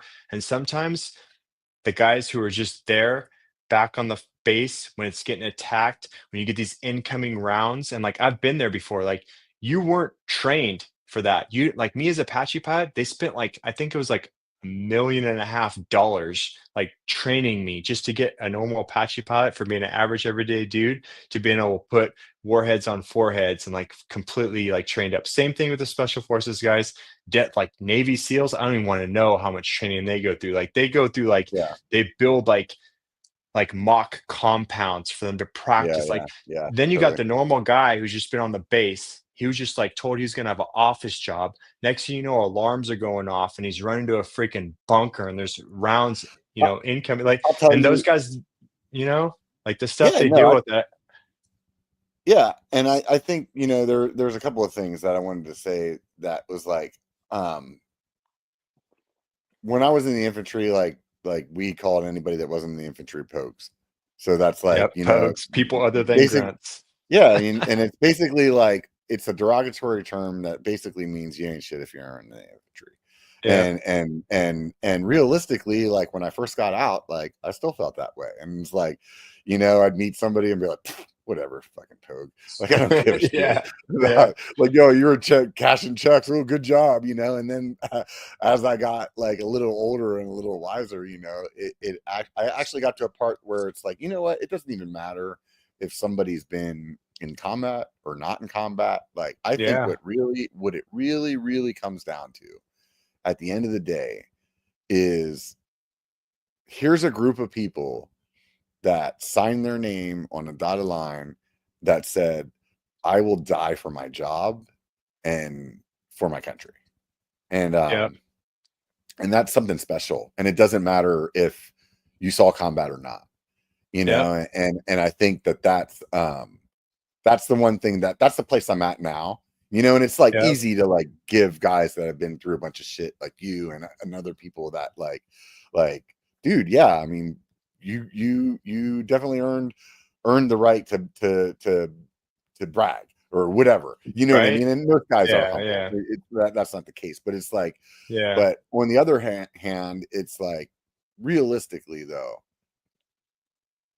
even like you may not have had that opportunity.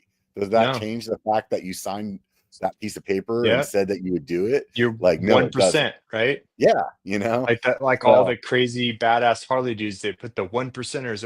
Like we're the one percenter. If you're the yeah, 1% of people willing and able, I just had a chief retirement over the weekend. I was like, dude, only 1% of the population are willing and able, and especially during that time when it's like Afghanistan war was going on. Like you were gonna go, or at least you signed up knowing that you're most likely, or at least had a really high chance of going, and you still signed up for that 1%. So like yeah, definitely, yeah. That's cool, man. That disconnect to reconnect. Like honestly, like, and I know it can get a little bit hard sometimes for people watching the videos like, great, and this guy's got another sponsor or he's repping another thing. But I think you've done a really good job with that, especially me, like where I'm at in my YouTube creator career, kind of like seeing the industry now, like with like Ari bikes and with Tasco gloves and the disconnect to reconnect and like just like Cali helmets. Like you've done a really good job picking like or having companies or getting support from companies who are like true like ambassadors of the sport who are like really like I don't know. That's kind of like where I'm trying to get right now. I'm trying to get to where like if I'm representing a brand, it's people who are really all about this, good ambassadors of the sport and like yeah, just like yeah, companies that I want that I would rock their stuff even if I wasn't doing this, you know? So yeah. that's No, cool. 100%, man. Yeah. And I think that's, you know, it's important, you know, because at the end of the day, like, regardless of making videos, like, you still want to have your own integrity, right? You For know, sure. like, there's some people that are just like I've they're stumbled a like few just down times. for anything free. They're like, yeah, I just want a Yep. bunch of free shit, and you can tell in their videos. That's When not I the kind of got in videos that I want to make, you know? Yeah, when I got into, to Polygon bikes, I had some people kinda reach out to comment like that, like, "Oh, you should know the guys." Like, dude, I reached out to Polygon because I wanted to try their new enduro bike, the N9, when it revamped, and I was super pumped, and I was, like, begging them to let me try this thing, and I rode it, and I just got done riding a Trek Slash that's supposed to be, like, the high-end bada and don't get me wrong, I still love my Trek Slash, but I was like, the Polygon freaking rode I loved it. I freaking loved it, and then I started riding their trail bikes, and so, like, it was stuff that I loved that I would ride, like, no matter what. So, yeah, I'm Yeah, making videos about them.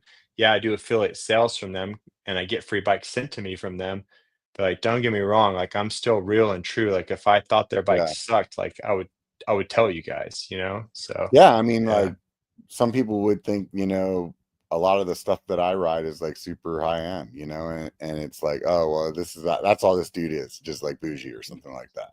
Yeah. But it's like I could give you the example of I bought the carbon chameleon because I thought, you know, anything carbon is better, and I didn't like it, Yeah. and Yeah. I ended up, you know, selling it and buying another aluminum one, you know, Yeah, and I it's remember those like, videos. Yeah. well, I mean, I still have that aluminum hardtail. I still ride it because it's like, no, I really like this bike. So it's like, Heck yeah. if it's something I Yeah. enjoy and something I like, then that's what I'm gonna do, you know. But I think Heck yeah. so it sounds like to me you really enjoy that like upgrade process. That's where you think the base of I your l channel is like that, like buying things and trying things. That's what you enjoy. Yeah, I just I'm a Or little I'm a little worried about, how much influence some YouTubers have. I don't think I'm there yet, but I know I'm starting to get more views. So, like, me putting, like, the Kashima dropper on this or the Fox Factory 36, especially they just launched that new Fox Factory 36, which it sounds great, like, but I don't think 90, maybe even like 95% of the mountain bikers out there like really need it. Like, but if you have the money, freaking get like, I love the way this bike looks, but like if you're Yeah. talking about like my skill level, my speeds, what I actually ride at, I would put Shimano SLX on here. I would put Hunt aluminum wheels. The only thing that I would never There's skimp no on, way but I would do aluminum wheels. I'll do. I'm not that hard on wheels. I ride Yeah. like I've rode with people behind them and seen them explode their wheels, and like I just don't ride lines as hard. Yeah. You're But you're a you you're a can lighter you guy can than me, feel that's you true, you yeah. you can feel the difference between carbon for sure. But anyways, like I'm I love upgrading my bikes. I'm kind of stuck on this point to where I'm like maybe gonna start trying to upgrade just to the parts that I would really need. Because I think when you get the budget stuff, the very, very budget stuff, it is not good. Is not good enough for you, especially if you're a 200 pound like guy like me or 200 pound plus. Like you need a better fork Yeah. than a RockShox Recon. Like it's just not Yeah. like those tiny little stanchions and those dampers, those basic level dampers. You're gonna blow through that stuff, and you're gonna be Yeah. trying your best. There's no rebound adjustment, but a Fox factory with the high low speed rebound, high low speed compression, all that stuff. Like I'm kind of, to be honest, like I set it and forget it, especially when it comes to the 38. I've ran the 38 performance with the Yeah. basic grip damper. Like I've never felt like that fork was holding me back or I needed a Yeah, to factory me, I level. honestly don't like the Kashima stuff just because the factory stuff, just because I don't really care for the gold color of the Kashima. So most of Yeah. the time, whenever I had a Fox fork, I had like the Performance Elite, or basically it's like the factory, but without the Kashima, because I But think the here goes black the extensions look better. The really? Because here goes the problem I have when I'm upgrading my bike. Like I have that creative. I was a graphic designer. I have that creative side of me. So like the little things, like the way it looks, like, dude, I don't know if there's anyone out there hating on this bike, but this bike looks freaking amazing. Like, and a lot of the things like the Evo Pro brakes with like the gold on there. So I knew that I love TRP brakes, my favorite brakes. But why did I have to get the gold ones? Because I knew it was gonna like look like Yeah, amazing. Or why the coil shock? I knew the coil shock was gonna perform better, but I also know when you get an air shock, it's factory tuned for the frame and the kinematics, and they've done a lot of work. So does a coil shock perform like that? I don't know, but it freaking looks amazing. So like I had to get it. Or like going with like the drivetrain. If I didn't care about looks at all, I would have got Shimano XT drivetrain because I think there's nothing better shifting than Shimano XT. But that's just me. That's what I think shifts the best because under load it shifts so good. But when I got a chance to do this Garbarook with like have these you black ridden Axis cranks, transmission? I've I rode. Remember when Brian came out and rode my local trails with me? When Yeah. Axis transmission was just coming out. He was like one of the first guys to get it. And like I Okay. rode with him and he was having some issues setting it up and he got a flat. We had to fix his flat and he had issues on the trail, like resetting it. And I kind of was like, I thought it was all hype and I didn't think it was going to be that good. And then keyboard warriors, I've heard other people complain about it. So I've kind of like not had transmission. And then just by happenstance, like the Polygon bikes I've been riding and even the privateer, they're not UDH. So I've never like felt the So I'm gonna need to tell you get right one. now. I'm gonna tell you right now. I'm willing to put money on this. Oh, That yeah. if you rode an Axis transmission, you would say, "I'm done with Shimano." I I'm don't just telling you. know. I'm just Shimano telling you, man. XT. And see, that's another thing. Like Shimano XT has been around so long, and people have been so many fanboys of it. I feel like you can say Shimano XT is the best shifting ever, and people are like, yeah, because you're a douche and you're like everyone else, and you like.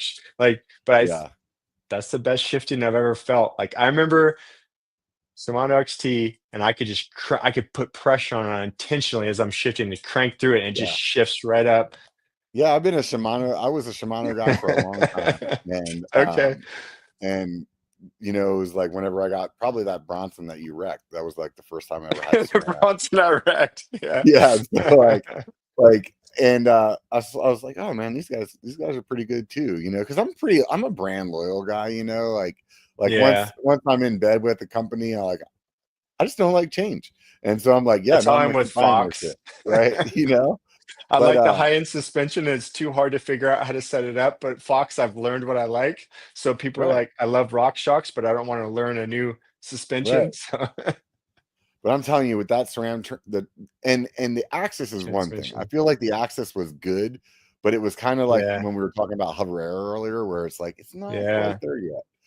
And I feel like the um I was reading somebody's comment. I got sidetracked there, but I Oh, feel you're like good. I like the hopping Axis in the trans. comments every I once in feel a like while. the transmission, dude. Honestly, the only thing that I could complain about it is that Oh, it shifts a little people slow. are backing you. They're saying SRAM. They're all about the Yeah, transmission. Damn it. it it's it it just it like it shifts a little slow, but you get used to it. I feel like other than that, it's been like so perfect. And this is from coming from a guy that always like for some reason like I could build a new bike, it would shift great for like 6 months, and then after six Yeah. months, like I'm just like always trying to get it back to like where it used to be, And I and will then admit with like the cable stuff, right? Because yeah, that's the one thing I've learned about the wireless. Even with this, I got the have you seen like the EDS 2.0 videos I I did watched your on video when this you were like putting the putting it wheel on or top? something like that. Yeah. It's like it can be a pain in the ass to get it set up, but once you get it set up and shifting right, then you know you're like, okay, like I'm golden. Like I could pull this thing off, put it back on, like I'm good. And that is the one thing. Like the Shimano XT would shift really, really good, but you do get into that point after a while to where I'd bring it in the bike shop to have the pros kind of like, do I need to replace the cable or is it just a shifting thing, versus the wireless, you're kind of just set. But then again, Yeah. like as you're explaining it there, you're like, oh, it doesn't shift as fast.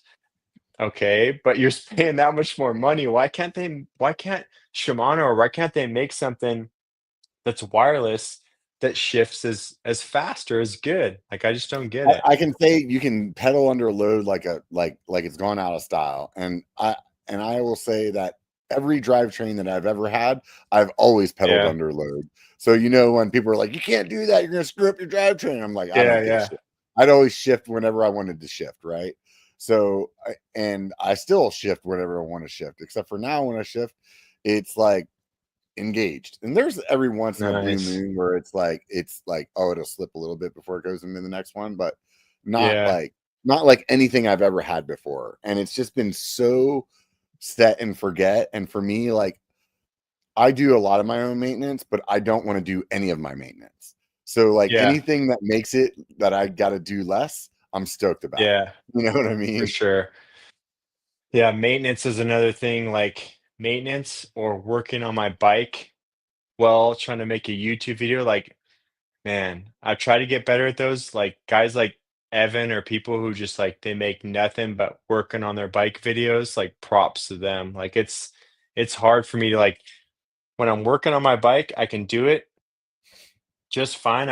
Can work on my bike myself. If I'm having to think about camera angles and resetting the camera, like it just like I actually like working on my bike, and then I try and make a video film on myself work on my bike, and it takes away that joy of it for me because I'm like, oh, let me talk about this real quick. Oh, let me reset the angle. Oh, these guys, they're not going to be able to see the cassette from there. Let me reset the camera again. Once Oh again, yeah, it's you just can. I could build a bike in like an hour, right? You know yeah, what I mean? But if I'm filming, it's like 8 hours. It yeah. is ridiculous how long. And every time I get a new bike or I'm building a new bike, I always film the whole thing, and I never really like use all that footage in a video. It's not like I Ah, do a video of, but I always want that footage because later, like I'm maybe riding some trail and I'm talking about the derailleur, and now I have that B-roll that from when yeah, I yeah, filmed it. yeah. You know what I mean? Yep, So it's like yep, it comes in handy, but it's like yeah, it's one of those things that irritates me when I'm building a bike. I'm always like, man, I'm not going to film this one. Like I'm not going to film yeah, this one.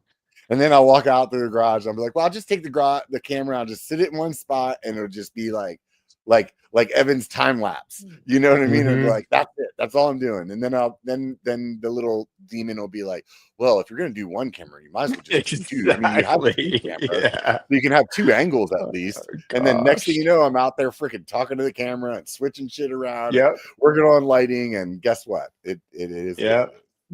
yeah, yeah, I got 2 lights set up in my garage. I have 1, like I use, like, a rolling stand. I'll show people real quick just for any of the guys who are, like, MTB creators out there that are, like, trying to nerd out on this stuff at all. I don't know what's I have, going like, on. this little ZVE 10 camera. I got this a little while back. The only like you can pretty much film all your videos just on your iPhone, especially if you're just getting started, that's what you should do. Or you could kind of use a GoPro. But I realize is when you're trying to film garage videos, you need a camera that gets better low light, or else it'll make all your frames look like, even probably right now, like this frame probably doesn't look very good behind me, or just like the colors just won't pop at all. But if you get To it like me, a halfway, the difference between like using your GoPro and using a real camera is the ability to zoom. Like that's that really what it really comes down to for me.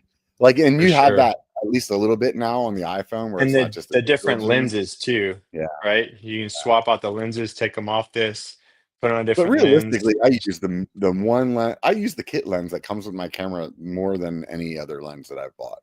So I like, started I started getting these ones with the 1.8, like just like with the more like bokeh where it can kind of blur the background. And but I noticed it uh, gets the colors way better in the you got garage money to lighting in drop, here. huh, man?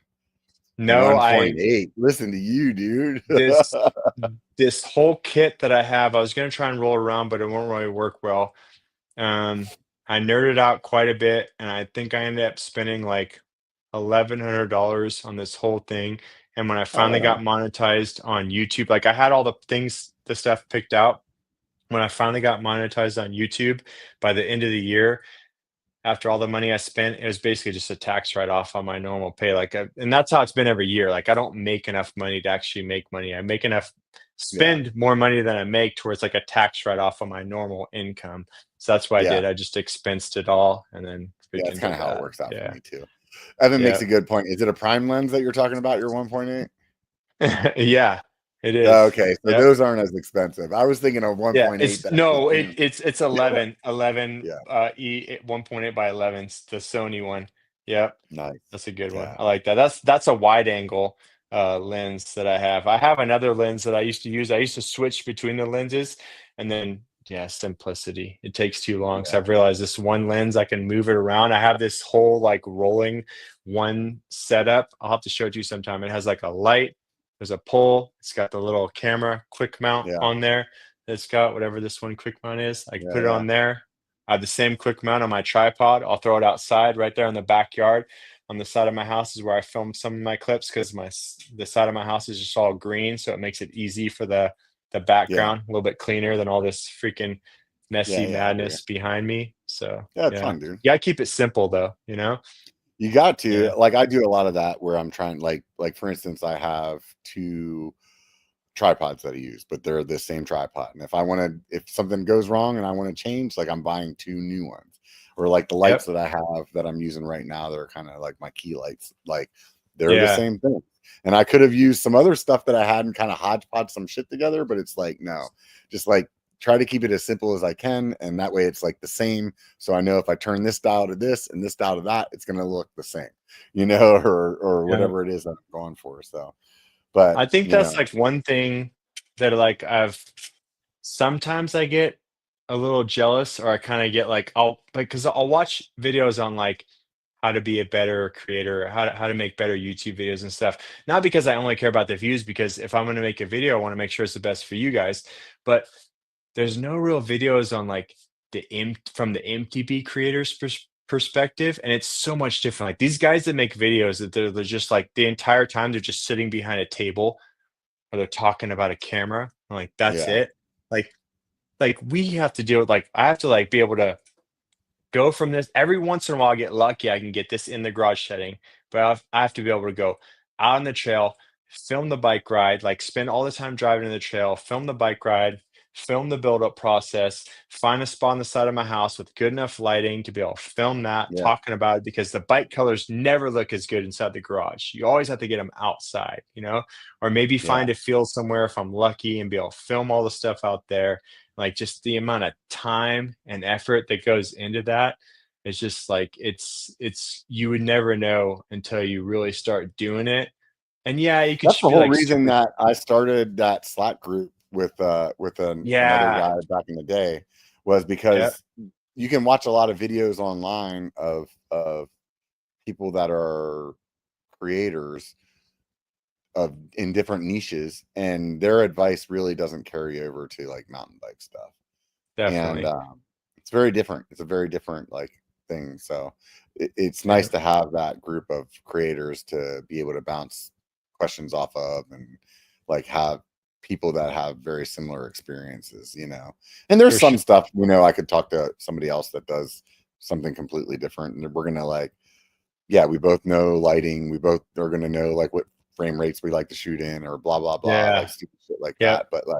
But there's definitely some ways I was watching this one creator that's really good about like teaching you how to like tell a story and stuff like that. And some of the advice that he would give, it just doesn't hold up for like mountain bike content. You know, it's Yep. like there's certain principles that do, but there's like other things where it's like, no, that's just not how it works for mountain bike. You know, Yep. it's just, it is what it is. But For you know, sure, man. that's the part where I think about, you know, doing another channel that has a wider like like that isn't so niche. That's basically like, I made the channel actually already. I just haven't put any content on it. But Oh like yeah? I want to make some content on that channel that's like outside of biking, and What's it gonna be about? just doing shit, doing whatever I want to Yeah. do. You know, like if I want to roof my garage, I could do a video about that. If I want to Yeah, yeah, yeah. go out and go on a cruise for the first time, I can do a video about that. If I want to tell Heck people how yeah. to solve a Rubik's Cube, I want to do a video about that. And to me, the idea of that channel is not necessarily the content, is like get people to enjoy your storytelling, you know? Yeah. Yep. You ever feel So like you get stuck being a creator too much where it's hard to go do things without thinking about making a video about it? yeah, I definitely I do that. You know, I'm pretty good at cutting it off, but there are definitely Yeah. times where I get in that zone where I'm like, I feel like I want to film everything, because Yeah. I'm like, oh, well, this could be good, or this could be, and then I actually start like paralyzing myself. Like, Yeah. for instance, I bought this.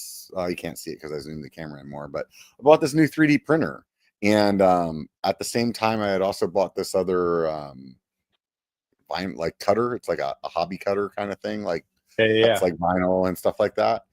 And I wanted to film like unboxing those things for that other channel, just in case I want to do a video about those things, right? Yeah. And because of that, here's like two things that I bought that are over $1,000 together, that sat in a box in my room for like almost 2 months, because I was like, oh, I need to film this first, and that was like Yeah. enough to like keep me from actually opening it, you know. And Yep. so like that kind of sucks, because it's like, dude, Yeah. it's exciting to get. And when I did like finally open it up the other day, I'm like, oh man, this is so cool. Like, why did I not do this like 2 months ago? But it's like, Yeah. yeah. So it does have its valleys, and you know, as well as its peaks, you know. For sure. How are you doing with the you do the Patreon content still, right? Yeah, Did yeah. you do YouTube membership content as well though, right? I look at both of those as like people really just want to support you. And Yeah. because I found out whenever I first started Patreon years ago, that whenever I would do a video, and it's still this way, it's 100%. I have videos on there that are only on Patreon, like videos that I edited. Yeah. Nowadays, what I tend to do is like a really sloppy kind of like, hey, here's me like riding this trail, and I'll just do some voiceover, like talking about what happened while I did it, and it'll be like I'll label them like a trail preview or something like that. But Yeah. like, but realistically, like there's been times when I've made like full on videos, and out you would think, oh, okay, he has like, let's just say I had 200 people on Patreon. You would think Yeah. that 150 of them at least would watch it. And it's like, you Right? know what happens? You spend all this time and 3 people watch it. So like Yeah. and so after I'd done that a bunch of times over the years, what I came to the realization of is like, people that are there actually just want to support you, Yeah. and they don't really care about the extra content. And so like what I do is like, depending on my edit, like maybe I have a rough cut that'll have a lot of Yeah. extra stuff in it, and I'll put that up there. and then I'll release my content, maybe the day before on those platforms, so you get it a little bit early, but I don't Hmm. put up a different copy like some people do. I put it up, and then that way if they comment on the video, whenever it goes live, that comment's on there. So like Yeah. I and then here and there, like I like it, like, hey, I want to make this video about a trail that is, or I rode this trail that's not legit or not sanctioned yet. Right. And I want to make a little quick video about it because I thought it was cool. Like I'll do Yep. that and I'll put that on my Patreon. Because then it's like, Nice. hey, I'm not blasting this out to the world. But hey, these people Yeah. are like, for the most part, it's not like somebody's gonna be like, oh my God, we're gonna tell the whole world about this trail now. Everybody knows Right. about the freaking trail, anybody. Anyway, you know Yeah. what I mean? It's just like the only thing I'm trying to do is keep the internet from being an asshole to me. You know what I mean? Definitely. Like, Yeah, I but started YouTube memberships.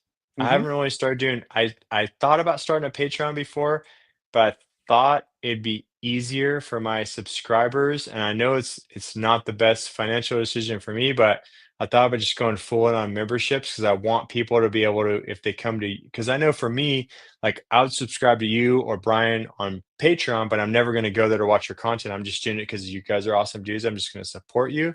I thought maybe if I could do the memberships, it's on the same platform. So if they're going to spend time hopping on their phone or their TV or whatever, go on YouTube, maybe there's a members only stuff. And I've been trying to keep it, because I heard you guys kind of give me some advice. Like, there's no need to like film an entire, you know, put as much time and effort as you do into an entire video, but it's kind of cool to see some of the other things. I think like from you, I'd love to see like behind the scenes stuff. That'd be kind of cool to see. So I've been trying to do yeah. more like when I unbox the Cali helmets, like I haven't done Cali helmet videos yet because I'm trying to figure out the right way to like really make a good video for people. But immediately I grab the box, turn on the camera, like super raw, uncut, members only, like, hey guys, just got Oh, that's a Cali, good like idea. this I is like why, that. like, you know what I mean? Like, just got Yeah. Cali, like I'm not sponsored, but like I love these helmets. So, like I hope you guys when you see these videos, like this is all about these new helmets. Oh, by the way, like Cali's awesome. Like they gave me a 30% discount code. So there goes a discount code down below for you guys. And freaking whatever, like Smith reached out to me. They gave me a set of goggles and a set of glasses and stuff. So like I had a set of glasses that Smith sent to me that I was like, oh, I'm just gonna give these away. So I'm doing like a giveaway. So I'm trying to do more like behind the scenes and maybe every once in a while Yeah. we get something free, like giveaway and hoping maybe people like that, or maybe they'll just sign up because they want to support me and I don't get any views. But I don't know. I know Yeah. like for Yeah. I me, feel like the like I give was, like personally, I just feel like giveaways, like it's just not worth the effort. Like if you're gonna give it away, yeah, like I've at least this is what I do is like I have a bunch of shit in the back of my seat in my truck. And it's like if I yeah, meet somebody on the trail, I'm like, hey dude, here you go. freaking, You know what I yeah, mean? yeah, Like, oh, yeah, like, or somebody's like, man, I need some gloves. I'm like, you know what? Here's a pair right here. Dude, take yeah, them. It doesn't matter. for And I sure. feel like that is more impactful than trying to like because I feel like people do like some creators try to do like giveaways in order to like like get views or to get like more Yeah, subscribers. And I'm not, and I yeah, know that Evan was on here earlier. I don't know if he's on still, but like, and I'm not talking like his raffles that he's doing with his bikes, I think is like completely different in my mind. I'm totally. understanding like that's like a financial thing. Like, hey, I can do this raffle. It'll help me continue to make Well, content. You that's know what like I a mean? huge risk that he takes too, right? Like, hey Yeah, guys, yeah, I'm gonna spend thousands of dollars of my own money and I'll do this raffle because if you enter the raffle, you're taking very little risk and like compared to like a normal like playing the lottery or something, like you have a pretty high yeah, chance of getting this bike for free versus the $5 you pay in. Yeah, I don't know. yeah, I've thought about that too, and I haven't had the balls to pull the trigger. I'm like, am I gonna spend yeah. like $6,000 of my own money, like building a bike Well, and it doing a depends on what state raffle? you're in, Like, whether or not you can do that too. Like in California, you can't do that. okay. Oh, Like, so really? yeah. Oh, shoot. Like Dang. you can't do a raffle unless you're like a nonprofit. Oh, okay. I mean, there you California could rules, do it. man. Like, let's just say it'd be a pain in the ass. Put it that way. Yeah. You know, because like in Pretty California, sure. you have to be able to like if you do a raffle, you have to be able to like let people join that for free. Like you What? can't. Yeah, yeah. What kind of rules are these? Like, what? Come It's on, California. Newsom. Come on. Come on, let's be Gavin. real. What are you Uh, doing? I mean, you want to see my We're not surprise gonna get face, or political here. yeah. Anyways, so like, but anyways, it's I think what I was getting at is like there was a person, he doesn't do content anymore, but for a while was like, subscribe to this channel, and when I hit this number of subscribers, I'm gonna give this bike away. Let's just say that, right? Right? And it Yeah. was like that was the push. That was the push. And it was like, dude, Yeah. that's not how people, that's not the reason, like, Yeah. and For even if sure. they all did hit subscribe, like realistically, you're not getting like the quality, you're just getting a number. Like that's not But actually, that's that not the doesn't mean core anything. audience. Yeah, the Yeah, real mountain bikers, they're already ready to spend their hard-earned money that they've saved up forever on a yeah, mountain bike. They just want yeah, you to tell them, like, "Please tell me you own the bike. Like, is it freaking worth it before I yeah, freaking yeah, buy this thing?" Yeah, so yeah, hopefully my stuff. Yeah, I definitely am not gonna try and be that giveaway guy. I just figured, like, Smith sent me a bunch of glass. It was, like, totally random thought. I was like, "Oh, yeah, Smith sent me a bunch of glasses. I just started memberships." I was like, "If people are gonna become a member, I may as well give them a chance to give him a yeah. set No, of that's these cool, dude. glasses." That's So, totally cool, yeah, man. Like, yeah, hey, whatever, dude. I mean, at the end of the day, you can do whatever you want. It's your channel. And that's the thing yep. that I always try to tell people too. Is like, just like earlier when you're like, can we talk about this? It's like, we can do whatever the hell we want. We can talk about freaking whatever the latest movie is for freaking 2 hours. I For don't give a shit. sure. Yeah, This is my show. You know what yeah, I mean? heck So yeah, like I yeah, get to make the rules, but at the end of the day, like I really like that idea that you said about the unboxing for because when I think about members and like Patreon, for example, I yeah, am really thinking about how can I provide some kind of value that's like not really out of my workflow. You know what I yeah. mean? And Yeah, like what not you not said because there we don't about, care, but because it takes so dude, I don't think you can't you can't unless you're a YouTube creator, you can't possibly understand like how much just brain power, effort, free setup. yeah, Like even if I'm like, I'm gonna go film a BS video, I'm just gonna talk about my bike, top 5 upgrades. I could talk about that off the top of my head, like just setting up the lights, getting the camera, making yeah, sure the battery's charged, like all the things, right? So, yeah. like, trying to find a way to, like, do something that still comes off authentic, that's not causing so much extra work that you can't, like, repeat Well, it's it. just time too. Yeah, It's time. It's like, yeah, the time. like, Right now, my wife's probably in there ready to, like, "Yeah, you better yeah, yeah, it's been two wrap it up." hours. What the hell are we doing, man? Right? But, yeah, no, I think, like, back on that train of So thought, like, I think, like, every once in a while, like, if you're gonna do something, even if it's gonna be footage for a different YouTube channel eventually, you could do like a real quick random like behind the scenes unboxing and like all you have to do is like real quick at the beginning as you turn the camera on, it's super authentic and genuine and raw. Like it's not like shipped at all.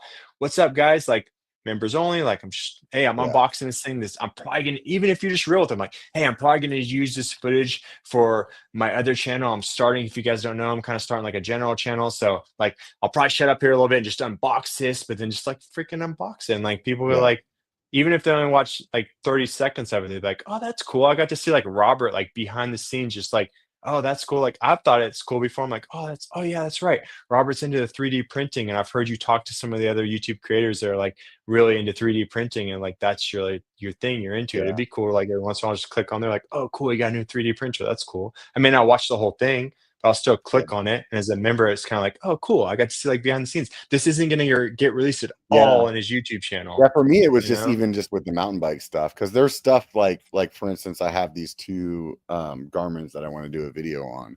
I'm gonna film me unboxing it, but Yeah. realistically, there will be like a 10-second clip of maybe me unboxing it in the video. Right. You know what I mean? Yeah. So, but No one what you wants to said watch you. there is Yeah. like, I want it just so I have that B-roll or I have that second that I was like, oh, surprised by something.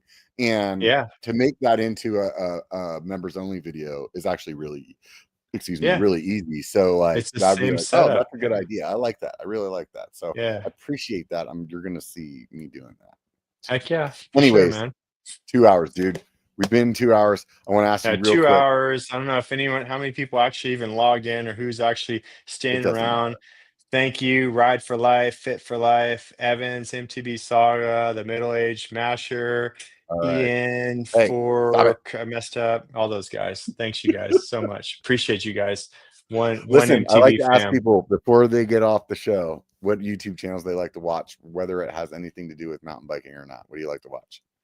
Um, when it comes to mountain biking, I really like to watch Evan's stuff. I love upgrading bikes, so I love watching him work on bikes. But honestly, like most of the time on YouTube, I don't watch mountain bike stuff.